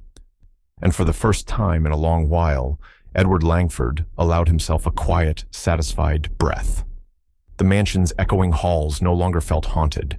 They hummed now with motion, quiet footsteps, voices, plans unfolding. Where chaos had once ruled, purpose had taken root. The marble plaque by the gate read in simple serif letters, "The Martha Langford Foundation for Architecture." Edward stood beneath it on opening day, hands clasped behind his back, sunlight filtering through the oaks. The estate had been transformed, not sold, not abandoned, but reborn. What was once a family battlefield had become a sanctuary for young designers, a place to learn how to build with conscience. Inside, walls that had witnessed greed and deceit now held blueprints, sketches, and models crafted by scholarship students from across the state. Every detail carried Martha's essence, her love for structure, her insistence that beauty and morality belonged in the same design. The story had spread quickly. Local news cameras gathered at the gates, their lenses glinting in the morning light. A poetic tribute, the anchor would later call it. A husband honors his late wife by turning betrayal into legacy. The footage showed Edward cutting a modest ribbon, refusing the spotlight, but unable to avoid it. Reporters leaned in with their microphones, asking, "Mr. Langford, how does it feel to reclaim this property after such a public ordeal?" Edward smiled faintly. "It doesn't feel like reclaiming," he said. "It feels like restoring. Martha built this home once. I'm just building what she intended all along." The segment aired that evening, looping through regional networks and social media. The public loved it, a story of dignity and justice, wrapped in architectural grace. But for Rebecca, watching from wherever she had fled, it was unbearable. Her name had become a punchline in local gossip columns. The daughter-in-law who tried to sell history. Former friends stopped returning her calls. Her design firm had dissolved under the weight of scandal. Even online, her once polished persona vanished, her accounts deleted, her number disconnected. She had become a ghost of her own ambition, visible only through whispers and old headlines. Daniel, meanwhile, had chosen a quieter path. Each morning, he drove to the foundation, parking by the garden his mother once tended. He never asked for a position. He simply showed up to help, painting fences, repairing furniture, sorting donated materials for the students' use. At first, the volunteers didn't recognize him. When they finally did, no one said much. The silence was forgiveness enough. One afternoon, Edward found him alone in the studio, carefully hanging one of Martha's framed sketches, the original drawing of the Langford mansion. "She drew this when I was 10, Daniel said quietly. "She told me this house would always stand if we remembered what it was built on." Edward stepped beside him, eyes softening. "She was right," he said. For a long moment, they stood there together, father and son, the distance between them closing, not through apology, but through shared work. Edward's hand rested briefly on Daniel's shoulder. It wasn't a declaration, but it was forgiveness. Later, as twilight settled over the estate, Ellen joined Edward on the front steps. The air was cool, the sound of laughter echoing faintly from inside as students discussed their projects. "You've done it," Ellen said, her voice gentle. "Justice through design." Edward smiled, the kind of smile that carried both sorrow and peace. "My best blueprint yet," he replied. The camera would linger there, on his weathered face, the foundation plaque glinting in the background, and the faint reflection of Martha's initials carved into stone. Her dream had outlived the betrayal, and as the lights inside the mansion glowed one by one, it became clear Edward Langford had built not just a legacy, but redemption itself. It was late afternoon when Henry Rhodes arrived at the estate. The light was fading into that soft, golden hour that made the old mansion look alive again, its walls warm with color instead of memory. Edward met him on the front steps, wiping dust from his hands after a morning spent helping students move new drafting tables into the studio. Henry, always the practical one, carried something small and delicate in his gloved hands, an aged envelope, sealed but worn at the edges. He held it out carefully. "This was found in one of Martha's old cabinets," he said. "My assistant was sorting through some of the archived project files you two shared. It had your name on it." Edward frowned, taking the envelope gently. His name was written in her familiar cursive, elegant, steady, unmistakably hers.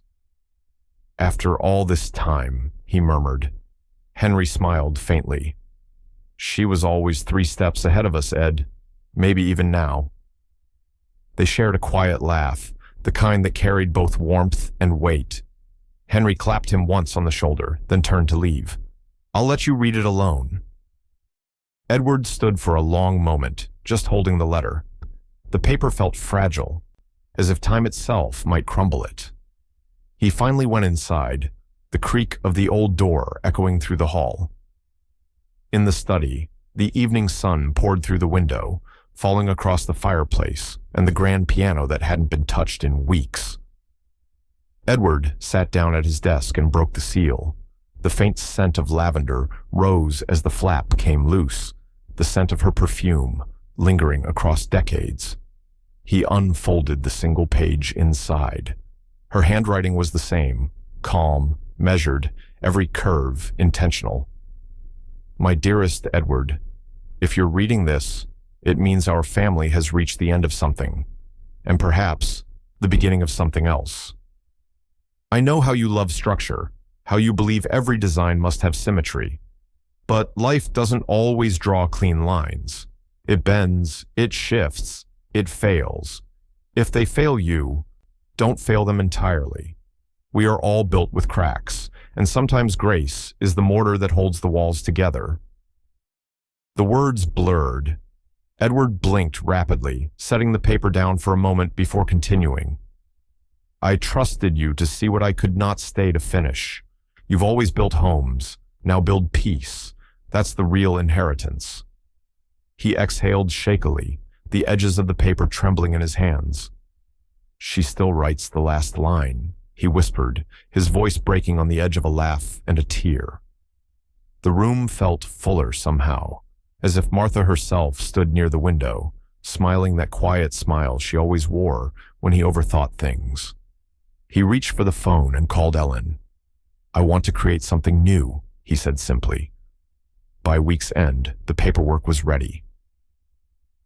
Edward established a trust in Martha's name, the Langford Educational Fund, dedicated to providing architectural scholarships for underprivileged youth, and, quietly, for his own grandchildren when they came of age. He never announced it publicly. It wasn't a press story, wasn't meant for applause. It was personal. A bridge between forgiveness and future, between what had fallen and what still stood. That evening, he sat by the fireplace, with the letter resting on his lap. The flames flickered softly, the piano in the corner reflecting their glow. He read the note one last time, memorizing every word, every ink mark, before folding it neatly again. He reached forward, placed the letter carefully onto the fire, and watched as it curled inward. The paper caught slowly, the handwriting turning to light, before disintegrating into ash. The faintest scent of lavender filled the room again, and for a moment he thought he heard her voice, a whisper, more feeling than sound. "You did well, Edward." He smiled through the tears. "Thank you," he said quietly, staring into the embers. The flames softened, settling into a steady glow. The piano stood silent until his hand reached across the keys. He pressed one note, low and gentle, letting it linger. Then another, higher, brighter. A soft piano melody filled the room, drifting over the crackle of the fire. A private symphony for two people, one gone and one still building. As the camera pulled back, Edward sat framed by warmth and shadow, the house alive once more, the music carrying her words into the night. Martha's final message wasn't about revenge or justice. It was about completion, a man finishing his life's design with grace. The sky over the Langford estate was a deep, unbroken blue, the kind of clear morning that felt hand-picked for rebirth. Rows of white chairs lined the garden path, facing the newly restored facade of the mansion, now home to the Martha Langford Foundation for Architecture. Banners hung gently in the breeze, each one displaying Martha's favorite quote in delicate script. "We build more than walls. We build meaning." The crowd gathered slowly. Local officials, journalists, students, neighbors, and old friends who had watched the Langford name rise, fall, and rise again. Camera flashes punctuated the sunlight, and the murmur of polite conversation filled the air. At the front, Edward Langford stood behind a simple wooden podium. He wasn't dressed like a man of victory, but of purpose. A navy suit, no tie, Martha's silver locket tucked neatly into his breast pocket. Ellen stood to his left, composed and proud, her eyes never leaving him. Daniel lingered in the back row, half hidden behind the last line of chairs. He didn't want attention. He wanted to see. When the mayor finished his formal introduction, the applause came brief and respectful. Then, as the microphone adjusted, Edward stepped forward. The sound of the garden seemed to quiet around him. The wind, the birds, the soft shuffle of feet, all fading as he began to speak. "Thank you," he said, voice calm and steady. "When my wife Martha and I built this home, we never imagined it would become anything more than a place for family.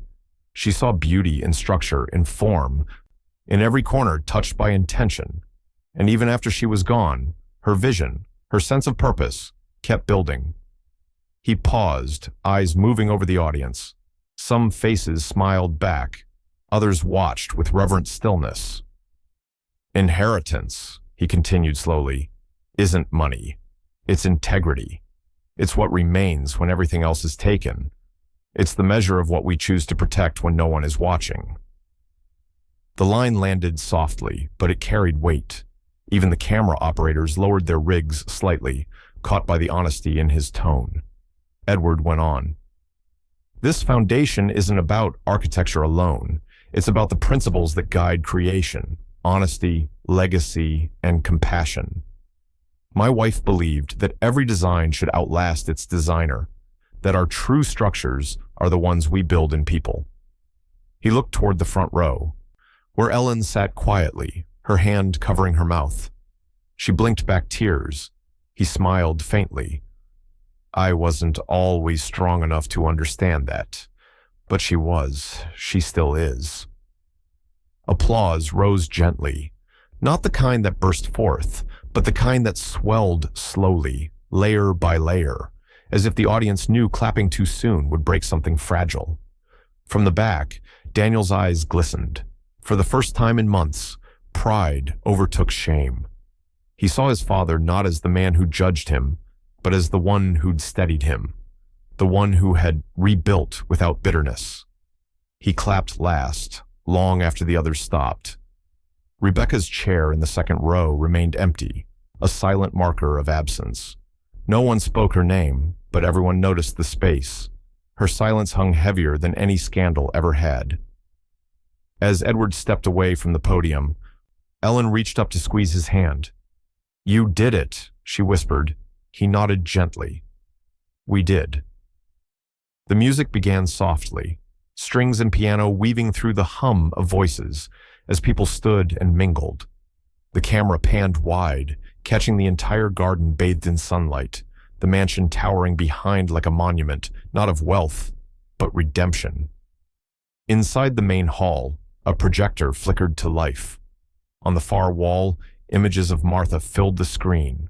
Black and white photos, sketches, candid moments from years past. Her hands drawing blueprints, her smile behind dusty glasses, her laugh caught mid-motion. The final photo lingered. Martha standing on the lawn, sunlight in her hair, holding up the first blueprint of the mansion. Below it, simple white text faded in.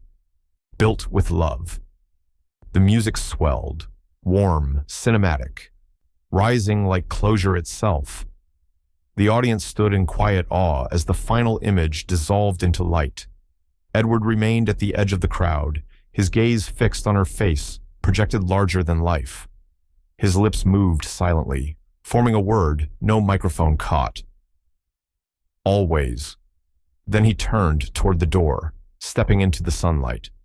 The applause rose again behind him, slow, cinematic, resonant. The world finally saw not the man who had been betrayed, but the one who had rebuilt. The Langford mansion stood quiet beneath a pale morning sky, its gardens trimmed, its windows glowing faintly with the reflection of dawn. The ceremony had ended, the guests had gone, and the laughter that once filled the air had faded into memory. Only Edward remained. He moved slowly through the house, his cane tapping softly against the polished floors. Every footstep carried an echo that felt heavier than sound, the sound of time stretching, of years folded into a single walk. The rooms were clean now, full of life and purpose once more, but this moment was his alone. He climbed the staircase to the second floor, each step measured and deliberate. The old wood creaked under his weight, not from weakness, but familiarity. When he reached the master bedroom, he paused before opening the door, his fingers resting on the brass handle that still bore faint scratches from decades of use. The air inside was still. The morning light slipped through the curtains, casting faint ribbons across the bed. The scent hit him almost immediately. Light, floral, unmistakable. Martha's perfume. After all this time, it lingered. It wasn't strong, just a whisper. But it was enough to pull him backward in time. He stood at the edge of the room, eyes wandering. Her dresser was still there, the mirror catching the faint light. A single silver hairpin rested on the wood surface, one she'd always misplaced, always found again. Edward walked over and picked it up carefully, his hand trembling slightly. "You never really left, did you?" he murmured. In that moment, the room filled not with silence, but with memory. Martha's voice, soft, patient, full of quiet wisdom, seemed to rise from somewhere unseen. "If they fail you, don't fail them entirely." Her letter echoed gently through his mind, not as sound, but as presence. He sat down at the foot of the bed, the sunlight creeping across his face. For years, grief had been his architecture, carefully designed, reinforced by anger, structured by silence. But now, for the first time, it began to loosen.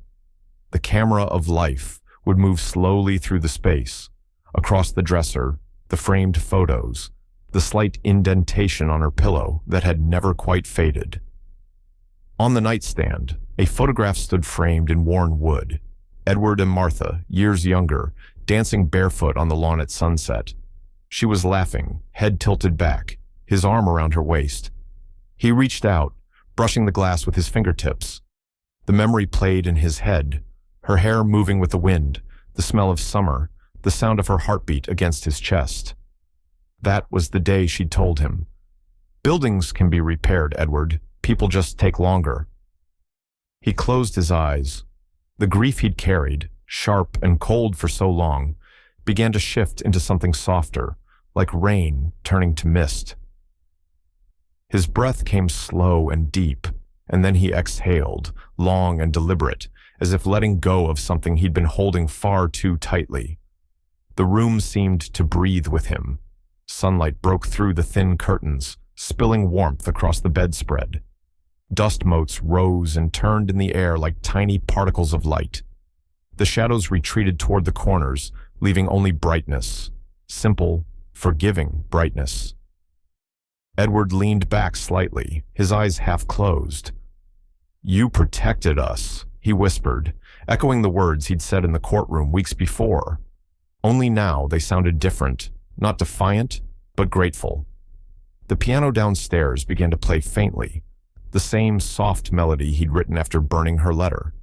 He hadn't meant to leave it on the keys, but one of the volunteers must have discovered it. The notes floated upward through the stairwell, wrapping around the quiet. He smiled faintly. "She's still building," he said to the empty air.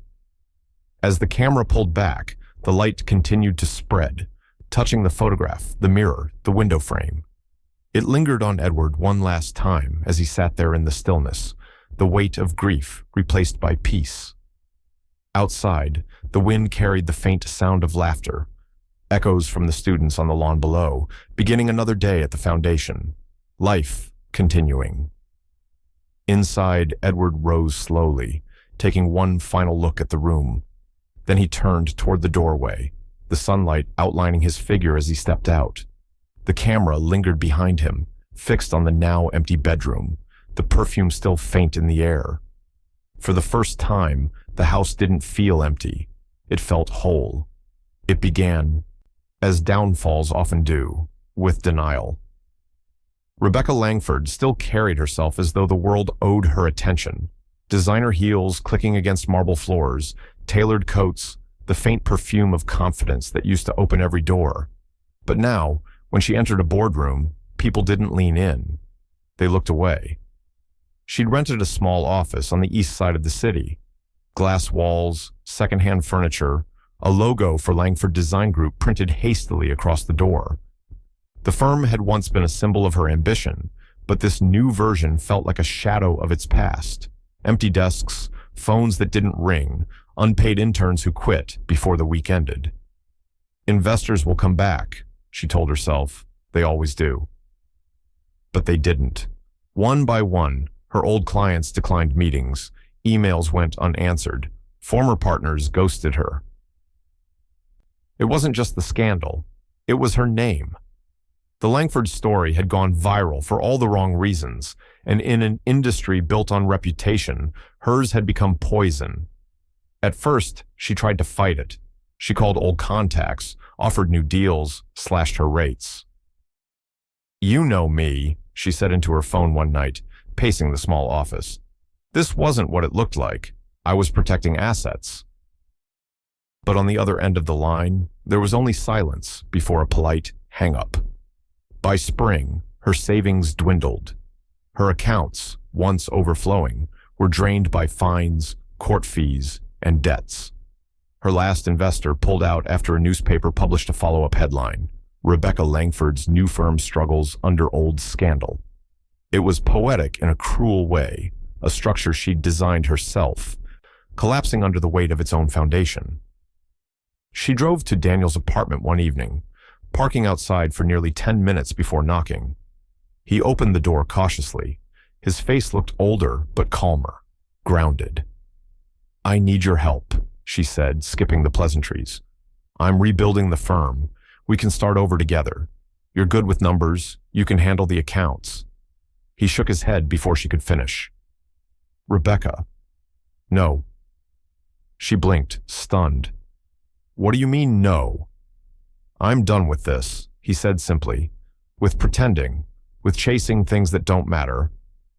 Her tone sharpened. "You think your father's little charity foundation makes you pure again?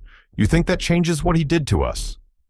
Daniel met her glare with a quiet firmness she'd never seen before. "He didn't do anything to us," he said. "We did it to ourselves." For the first time, she had no response. He closed the door gently, leaving her standing in the hallway, the echo of her own ambition coming back at her like a ghost. 2 months later, she received the eviction notice. A thin envelope slipped under the office door. Unpaid rent, overdue taxes, utilities cut off by next week. She sat behind her desk, staring at the paper for a long time before finally laughing. Not out of humor, but disbelief. When the knock came that afternoon, she expected another debt collector. Instead, it was a young reporter holding a microphone, a camera operator behind her.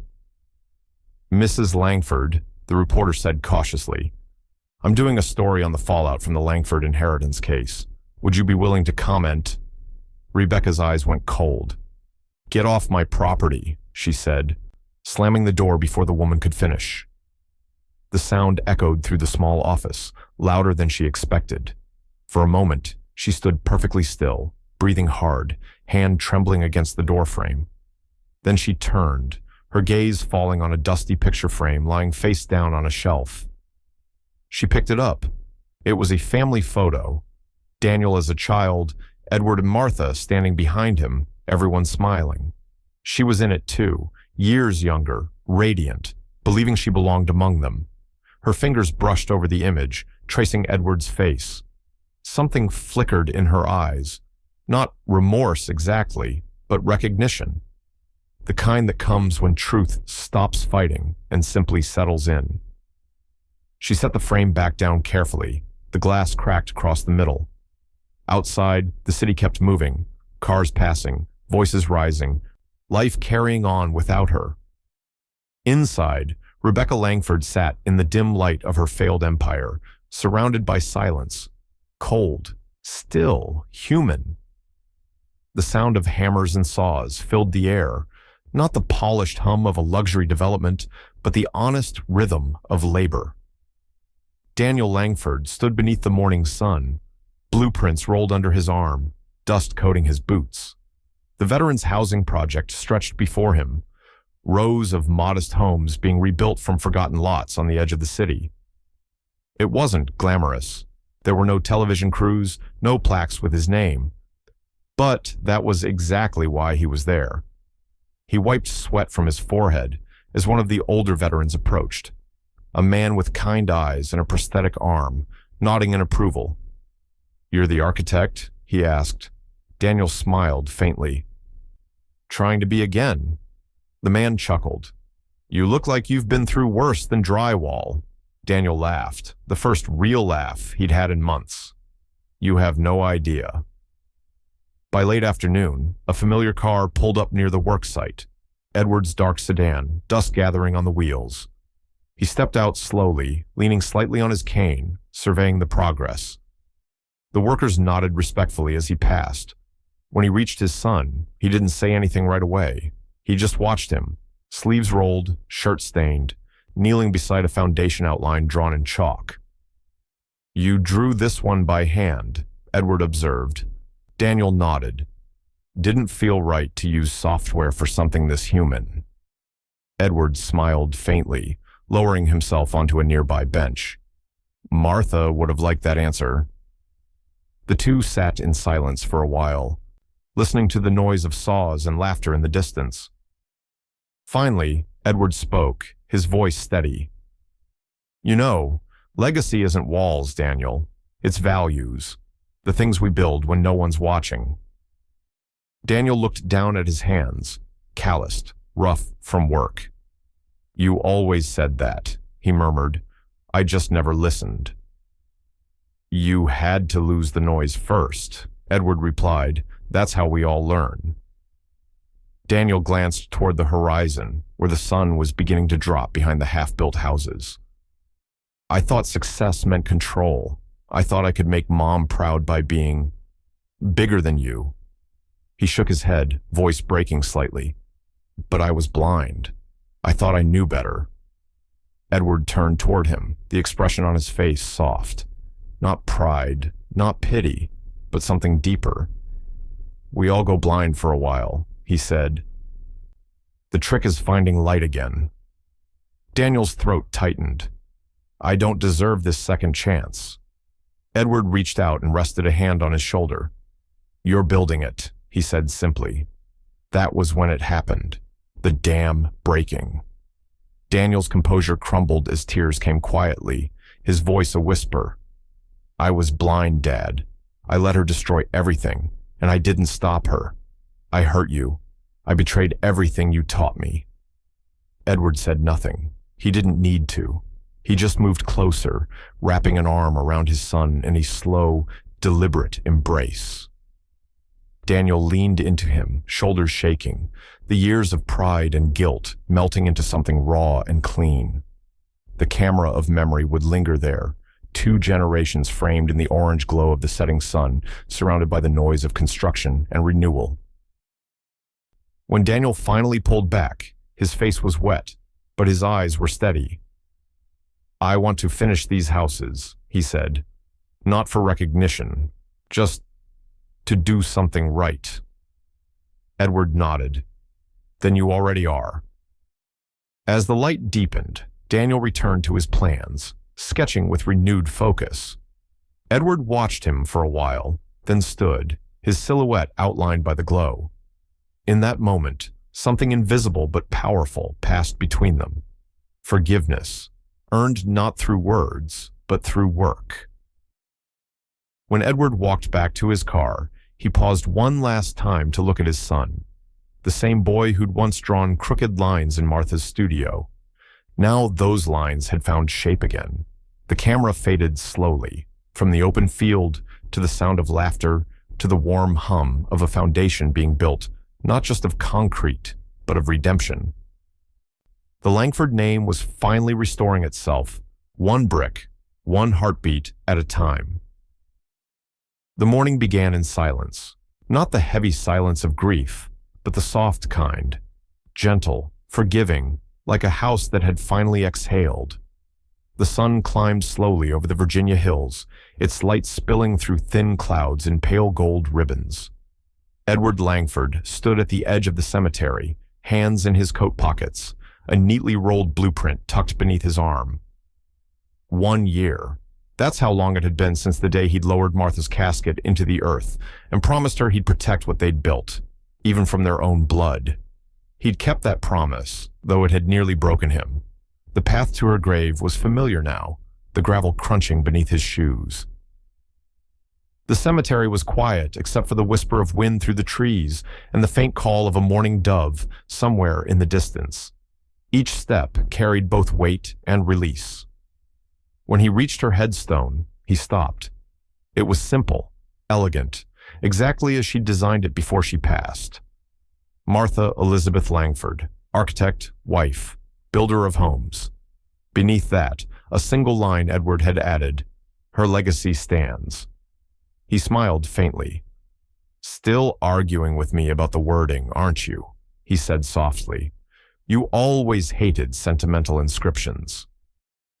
The wind moved gently through the trees, answering him with rustling leaves. He knelt down, unrolling the blueprint with careful hands. The edges caught the breeze, fluttering slightly as he smoothed them against the grass. The paper showed the completed design for the Martha Langford Foundation. Every hall, every classroom, every memorial corner built in her name. "It's done, my love," he said quietly. His voice didn't shake this time. It was steady, resolved, touched with the calm of a man who had fought his battles and finally found stillness. The house is alive again. Students walk the halls. Daniel's helping. Ellen keeps me honest. Even Henry drops by pretending not to be sentimental. He chuckled softly. "You'd like how it turned out. Not perfect, but honest. Real." A gentle breeze rose, lifting the corner of the blueprint as if answering him. The paper rippled, folded slightly, then settled again, the wind brushing through his hair. He looked up at the sky, eyes glinting with warmth. "I'll take that as your approval." For a long while, he stayed there, not speaking, not crying, just being. The cemetery around him shimmered in sunlight. Shadows from nearby branches danced across the tombstone. The world, for once, felt at peace. Behind him, the faint sound of church bells drifted from a distance, slow, melodic, echoing through the valley. It wasn't mournful. It was gentle, like memory humming softly in tune. Edward reached into his pocket and took out her locket, the same one she'd worn every day of their marriage, the one he had carried through every storm since. He opened it, looking at the small photo inside. A much younger version of themselves, covered in sawdust, laughing as they built the first framework of the mansion together. He placed the locket beside the blueprint. "We built walls," he whispered, "but you built me." His words hung in the air, light as breath. The camera of life would linger there, on his weathered hands brushing the paper, on the sun catching the silver of the locket, on the quiet dignity of love that had outlasted ambition, betrayal, and loss.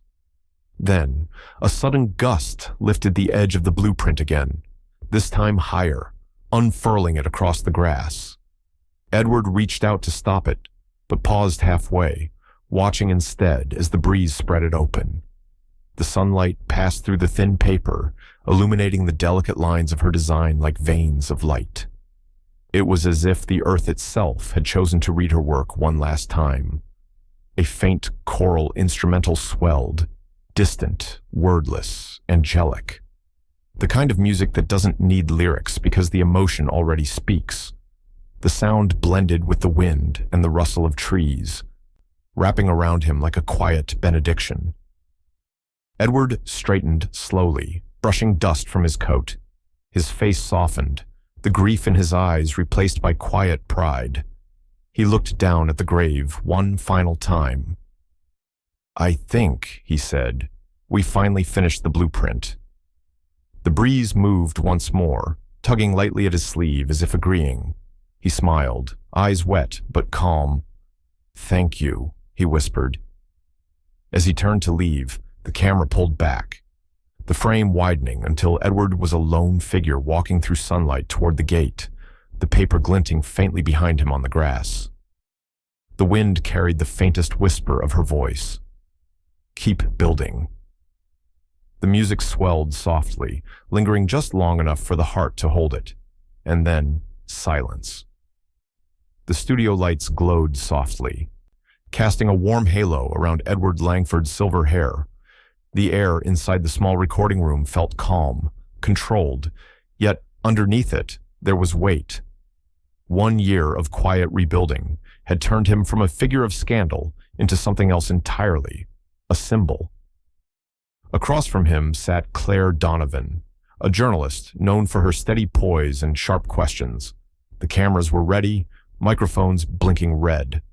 Outside the glass window, producers watched in silence, waiting for the moment to begin.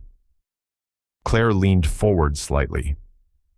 "Mr. Langford," she began gently, "thank you for agreeing to speak with us today. The country has followed your story for months. The inheritance dispute, the legal battles, the foundation's creation. You've become something of a living lesson in perseverance." Edward smiled faintly. "I'm just an architect," he said. "I'm used to things falling apart before they stand." Claire returned the smile, then glanced at her notes. "Can I ask you something more personal?" He nodded. She looked him directly in the eye. "How did it feel," she asked, "seeing greed so close, in your own family?" The question hung in the air for a moment. Edward didn't answer right away. His gaze drifted past her, to a framed photo resting on the nearby table, a picture of Martha standing beside the first completed section of their home. When he finally spoke, his voice was low, even, but heavy with meaning. "You know, I built structures my whole life, skyscrapers, museums, libraries, all meant to last longer than I ever would." He paused, hands resting loosely in his lap. "But I never thought I'd have to rebuild people." Claire blinked, the depth of his words catching her off guard. "Rebuild people?" He nodded slowly.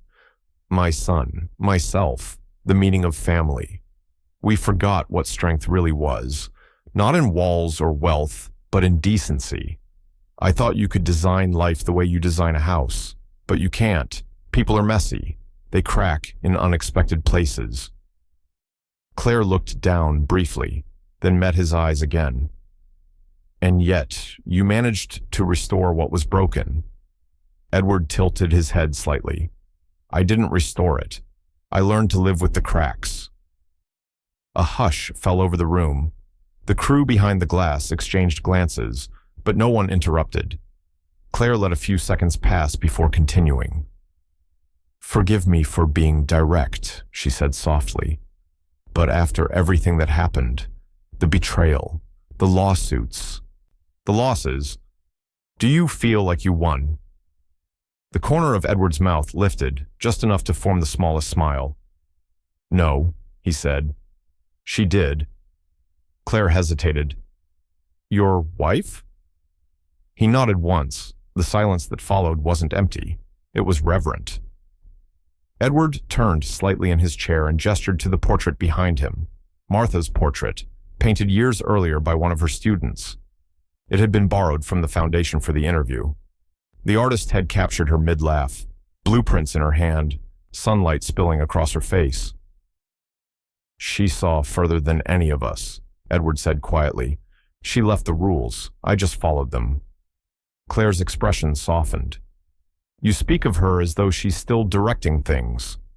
He smiled again, that same subtle warmth. "She is. Every good thing that's happened. The students, the houses, Daniel finding his way. All of it started with her. She was the compass. I just stopped fighting the map." Claire didn't reply right away. She simply nodded, her own eyes glistening under the studio lights. The emotion in the room had shifted. Less interview, more confession, more testament. Edward glanced down at the floor for a moment, collecting himself, then back up. "We spend our lives chasing permanence," he said. "But legacy isn't about what stays standing. It's about what keeps teaching." Claire whispered, "That's beautiful." He looked toward Martha's portrait once more, his voice softer now. "She built the house. I just made sure it stayed open." The camera zoomed out slowly, catching Edward framed beside the portrait, the golden studio light wrapping both faces in quiet glow. The image was symmetrical, almost cinematic. The man and the woman who had built their life like an unfinished cathedral, still echoing, still alive. Claire turned toward the main camera for the closing shot. "Edward Langford," she said, "architect, husband, and builder of legacies. Thank you for sharing your story." He nodded gently, his simple smile returning. "Thank you for asking." As the red light on the camera faded, the crew exhaled. The studio fell into that post-recording silence that always followed something genuine, something that didn't need editing. Outside, through the glass, sunlight broke through the clouds, spilling across the portrait and catching the glint of Martha's painted wedding ring. Edward noticed it, his gaze softening. He whispered almost to himself, "You still get the last word." The moment held, still, reverent, and warm. Soft, close to Act 4. The grand hall of the Martha Langford Foundation shimmered with soft light that evening. The walls, once cold marble and shadow, now glowed with life. Sketches, blueprints, and photographs mounted beneath glass.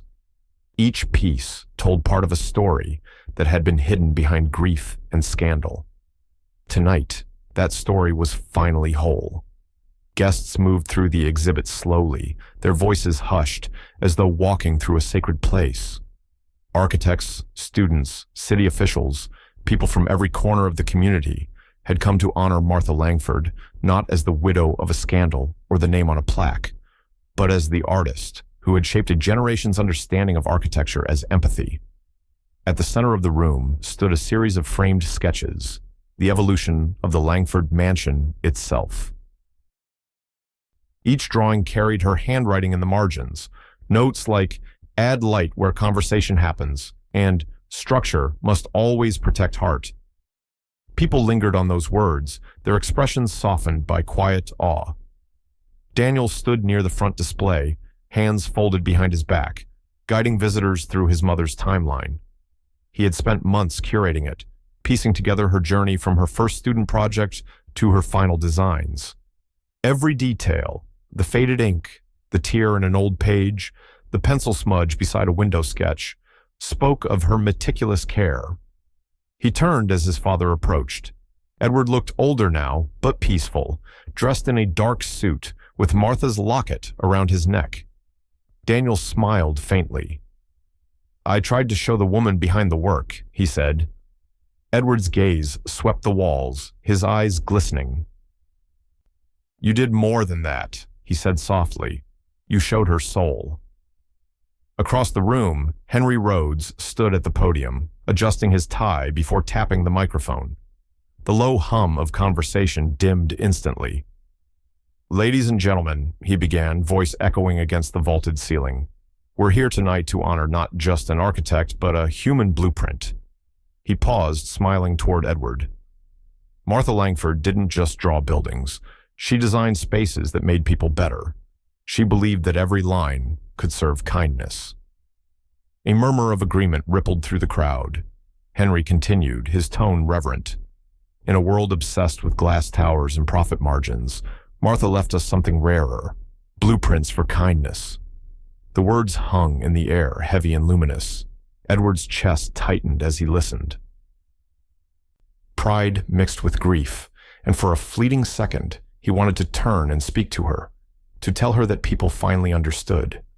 But instead, he stayed silent, composed, his eyes fixed on the portrait displayed above the stage, Martha in her studio, sunlight in her hair, pencil in hand.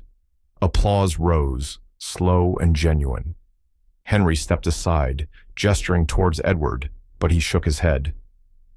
She's already said everything that needs saying, Edward murmured. Daniel watched his father quietly, his own eyes wet but steady. The distance between them had become something else now, not tension, but mutual understanding. Both had learned what it meant to rebuild without erasing the cracks. As the applause faded and the music swelled gently through the hall, no one noticed the lone figure standing on the second-floor balcony. Rebecca. She wore a dark coat, her hair tied back simply, face half hidden behind the shadows of the archway. She hadn't been invited, but no one stopped her. Maybe they didn't recognize her, or maybe they simply chose not to see. She leaned on the railing, eyes tracing every exhibit below. The sketches she had once dismissed, the family she had betrayed. When Henry spoke of blueprints for kindness, something flickered across her face. Not anger, not envy, something quieter, regret. Her gaze fell on Edward, older, calm, his hand resting on Daniel's shoulder. And for the first time, she didn't feel excluded. She felt accountable. The crowd blurred below her, and for a single heartbeat, her past felt unbearably heavy. A single tear escaped, catching the golden light as it fell. It glinted, a fragile, shimmering drop of truth. She wiped it quickly, turned away, and disappeared into the corridor's dim light. Below, the music swelled again, soft piano under strings. Edward looked up for a moment, as if sensing something, but saw only the glow of chandeliers. Still, he smiled faintly, whispering to no one in particular. Even the broken find light eventually. The camera would linger on his face, serene, steady, before tilting upward toward the portrait of Martha, illuminated against the marble wall. Her eyes seemed to shine back, timeless and knowing. The morning sun spilled across the Langford estate like a slow, golden tide, bathing the gardens in warmth. The air was alive with laughter, the kind that carried no weight, no memory of conflict, just pure sound. Daniel's children darted through the trimmed hedges, their shoes thudding against the stone pathways, their joy echoing against the walls of the mansion that once felt haunted by silence. Edward stood on the veranda, hands in his pockets, watching them. His white hair glowed faintly in the light. The years had softened him, the sharpness of loss, replaced by a kind of gentle stillness. He didn't say much these days. He didn't have to. The estate spoke for him now.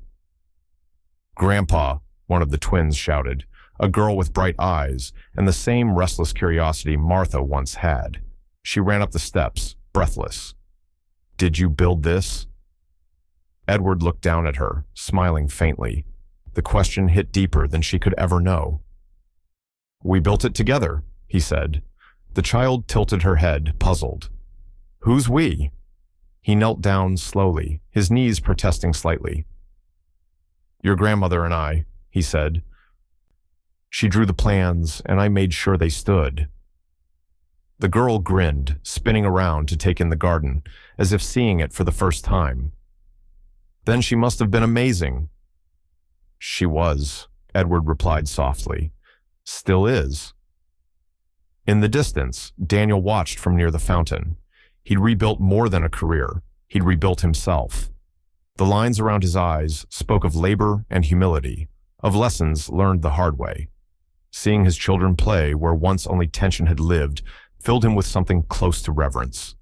He caught his father's eye and nodded, not as a son seeking approval, but as a man acknowledging a shared survival. The children's laughter rose again as they began to chase one another through the rose archways. The roses, Martha's roses, had returned that spring, their deep red petals blooming in perfect symmetry. Edward followed them slowly, his shoes brushing the dew-damp grass, his smile steady and quiet. Everywhere he looked, the house seemed lighter. The air no longer carried grief. It carried memory, transformed into warmth. The glass windows shimmered like reflections of another time, the past and present, overlapping, merging. One of the boys ran to the marble statue near the path, a tribute installed after the foundation's success. It showed Martha holding a rolled blueprint in one hand, the other hand extended, as though offering something unseen. "Who's that?" he asked, squinting up at it. Daniel joined them, resting a hand on his son's shoulder. "That," he said softly, "is the reason any of this still stands." The boy looked back at the statue, nodding with the solemn curiosity only children can have. "She looks nice," Edward chuckled. "She'd be bossing us around if she were here." The boy laughed, running off again, his sister close behind. Their voices faded into the garden's open air. As the scene widened, the soundscape softened. The children's laughter blending with birdsong, the rustle of leaves, and the faint hum of wind through the trees. Then over it all came Martha's voice.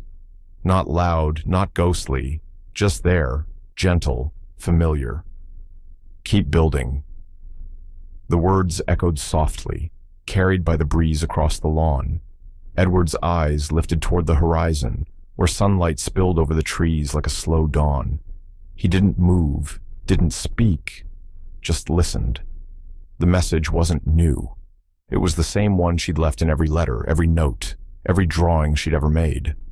But hearing it again now, through the laughter, through the wind, felt like closure disguised as continuation. The camera panned wide, the entire garden alive with motion, color, sound. Children running, Daniel sketching beside the fountain, Edward standing beneath the oak trees Martha once planted, family restored.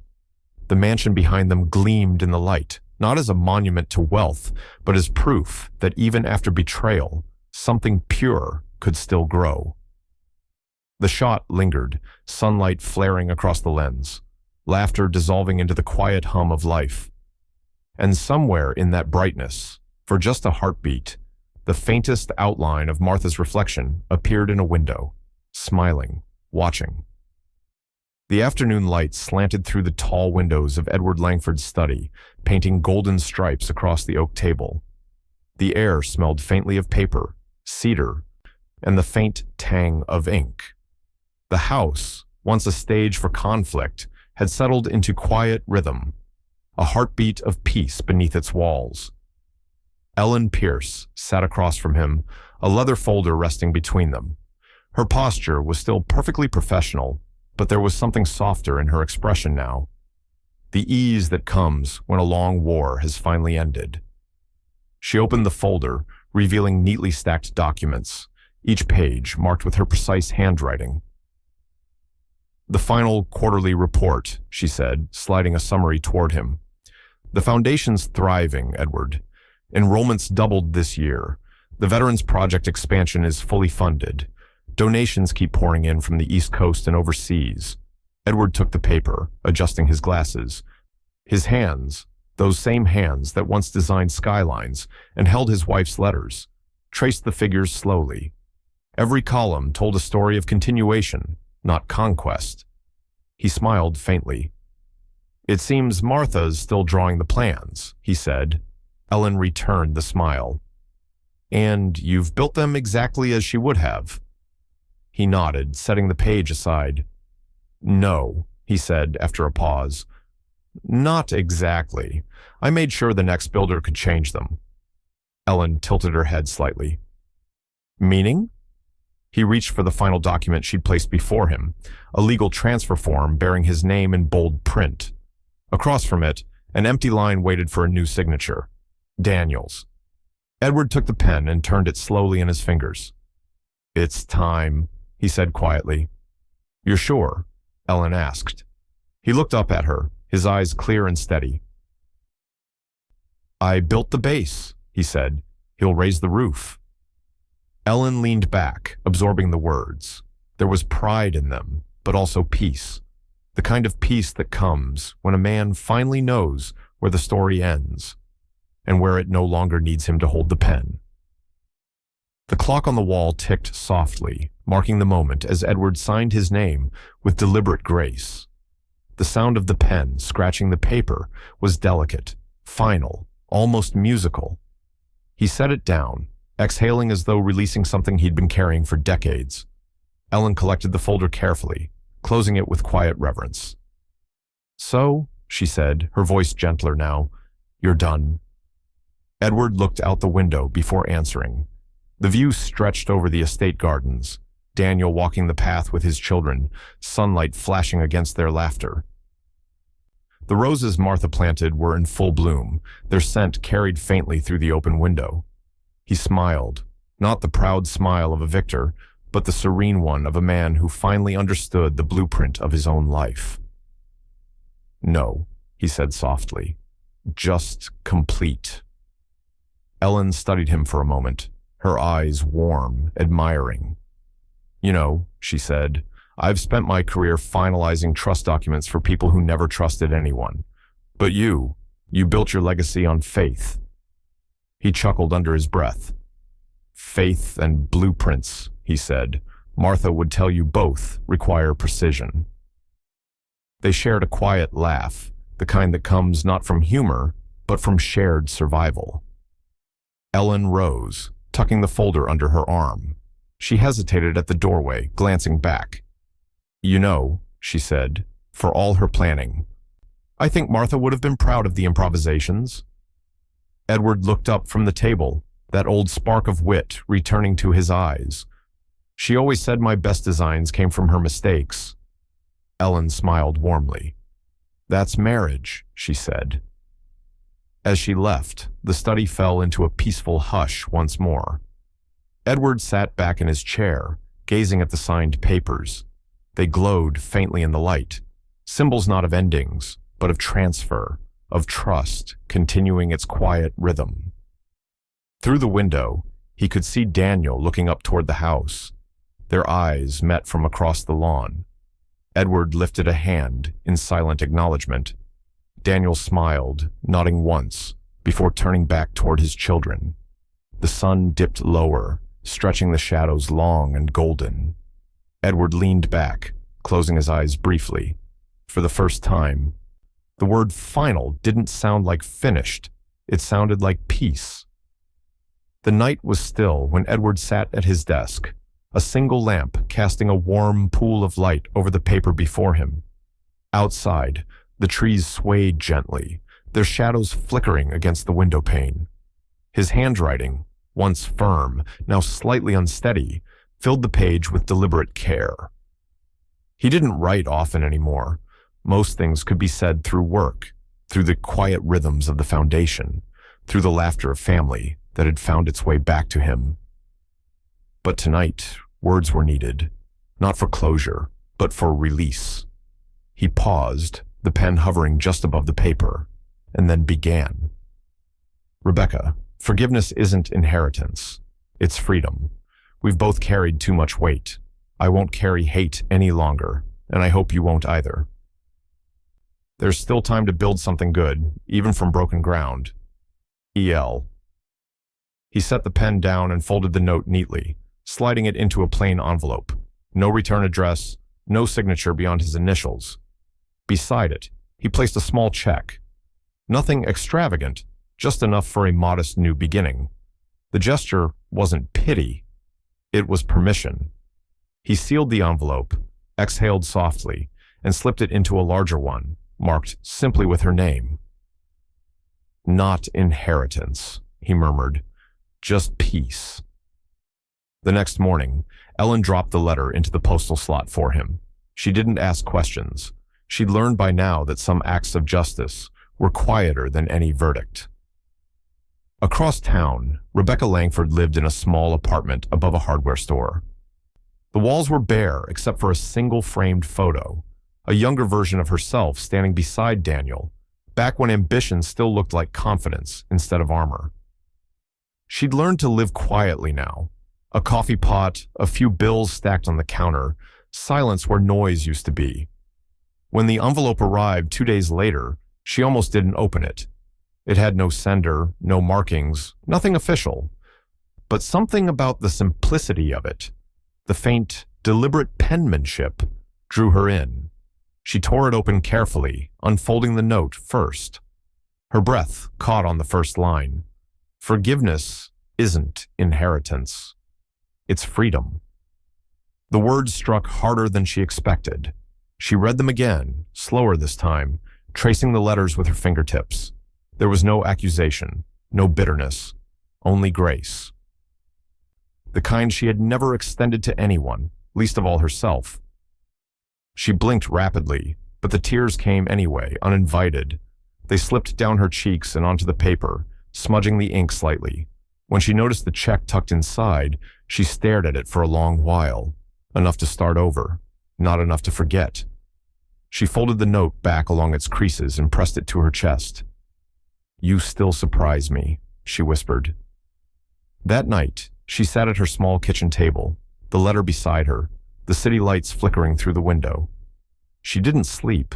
She kept thinking of Edward, not the man she'd tried to outmaneuver, but the man who had outlived vengeance, the man who'd won by choosing peace.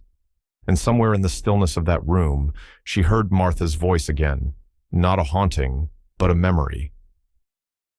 Martha wouldn't want hate. Rebecca inhaled deeply, the words settling into her like an ache-turned lesson. The next morning, she dressed simply. No designer black, no sharp angles, just herself. She walked 3 blocks to the foundation's office, letter in hand. When Ellen saw her, she stiffened, but Rebecca only nodded politely. "This is for the foundation," she said, placing an envelope on the counter. Inside was a donation receipt, half the amount from Edward's check. "She believed in second chances," Rebecca added softly. "I think maybe she was right." Ellen said nothing. She simply nodded, her expression unreadable, but her eyes softer than they'd ever been toward the woman. Rebecca turned and walked out into the morning light. For the first time in years, her shoulders didn't feel so heavy. The camera lingered on the letter, still folded neatly in her hand. The ink smudged, the words visible just enough to read once more. Forgiveness isn't inheritance, it's freedom. The shot held on her face as she stepped into sunlight. A faint smile, small but real. Hope, fragile, flickering, but alive. The lake was still, a sheet of glass that caught the late afternoon sun and scattered it across the water like melted gold.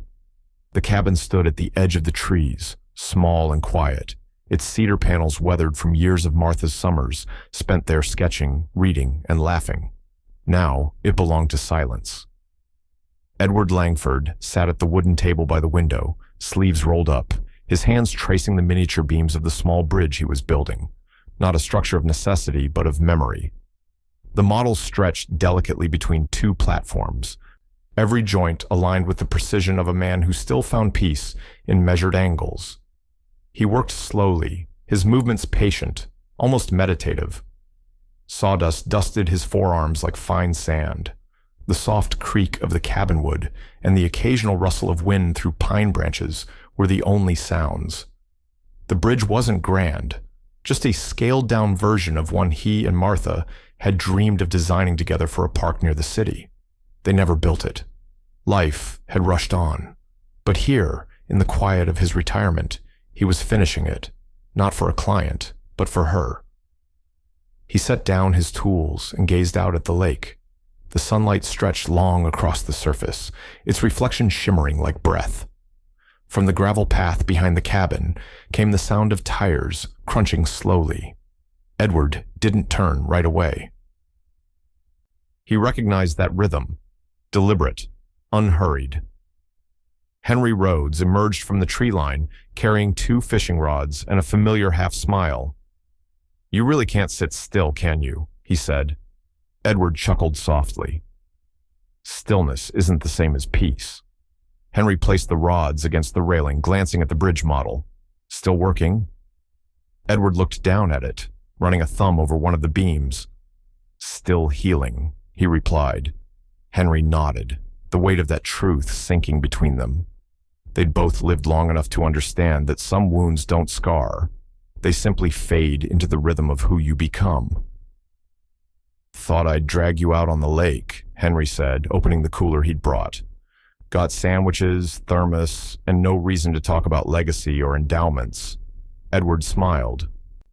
"Then it might just be the perfect afternoon." The 2 old men stepped onto the small dock, the wood creaking gently beneath their weight. Henry handed Edward a rod, and together they cast their lines into the still water. The ripples spread outward in slow circles, vanishing as quickly as they formed. For a long while they said nothing. The silence wasn't awkward, it was earned. Above them, the sky turned amber, the sun dipping lower until the lake looked like it was burning softly. The reflection of the trees shimmered on the surface, and the sound of a distant loon carried through the air. One long, mournful call that felt like a prayer. Henry reeled in his line and leaned back on the dock. "You know," he said, "I thought you'd sell this place after Martha passed. Too many memories." Edward shook his head. "Too many roots," he corrected. "And you don't tear out roots when you're finally learning to stand still." Henry smiled quietly. "You always did find poetry in blueprints." Edward laughed once, low and genuine. "She taught me that structure was just how we hold our love in place." The sun sank lower, the world slowing with it. Light caught the water's edge, flickering against their faces. 2 friends, 2 old survivors, sharing one long, golden silence. Edward looked back toward the cabin, where the unfinished bridge model rested on the table, catching the glow through the window. He watched how the light crossed it, connecting one platform to the other, the span complete in shadow before it was complete in form. "Almost finished," he murmured. Henry glanced up. "The bridge?" Edward nodded once. "And the rest of it?" The wind shifted gently, carrying the faint scent of pine and lake water. Neither man spoke again. They just watched the sunlight fade into dusk, their reflections rippling in the stillness. The silence wasn't empty. It was whole. The cabin was quiet, wrapped in the soft hush of late evening. The lake outside shimmered faintly beneath the rising moon, its surface calm, the world holding its breath. Inside, the small desk by the window glowed under the steady beam of a single lamp. Edward Langford sat there, sleeves rolled, pen in hand, a blank sheet of drafting paper before him.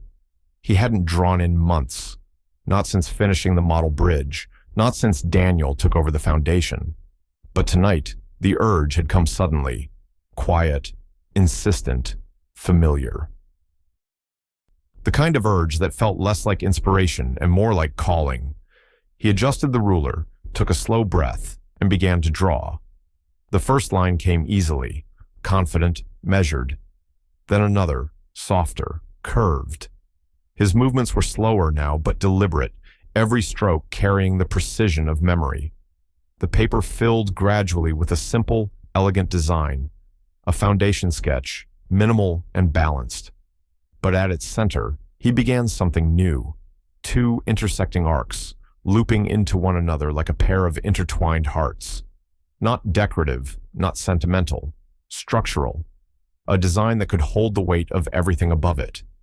He leaned back slightly, looking at it from a distance. The lines met perfectly, strength through unity, love as the base. "This one's for you," he murmured. On the desk beside the sketch lay Martha's old locket. It had grown tarnished with time, the silver dulled, but still warm to the touch. He picked it up, opening it with care. Inside, her faded photo smiled back at him. That same calm, certain smile she wore when he first met her outside an architecture lecture half a century ago. He folded the new drawing neatly, the crisp paper rustling softly as he pressed it into the small compartment beside her picture. It fit perfectly, as though it belonged there all along. He closed the locket and held it for a moment in his palm. His thumb brushed over its surface, tracing the engraving on the back. 2 initials and a date that marked the beginning of everything they'd built together. Edward stood slowly, joints protesting slightly, and crossed to the stone fireplace.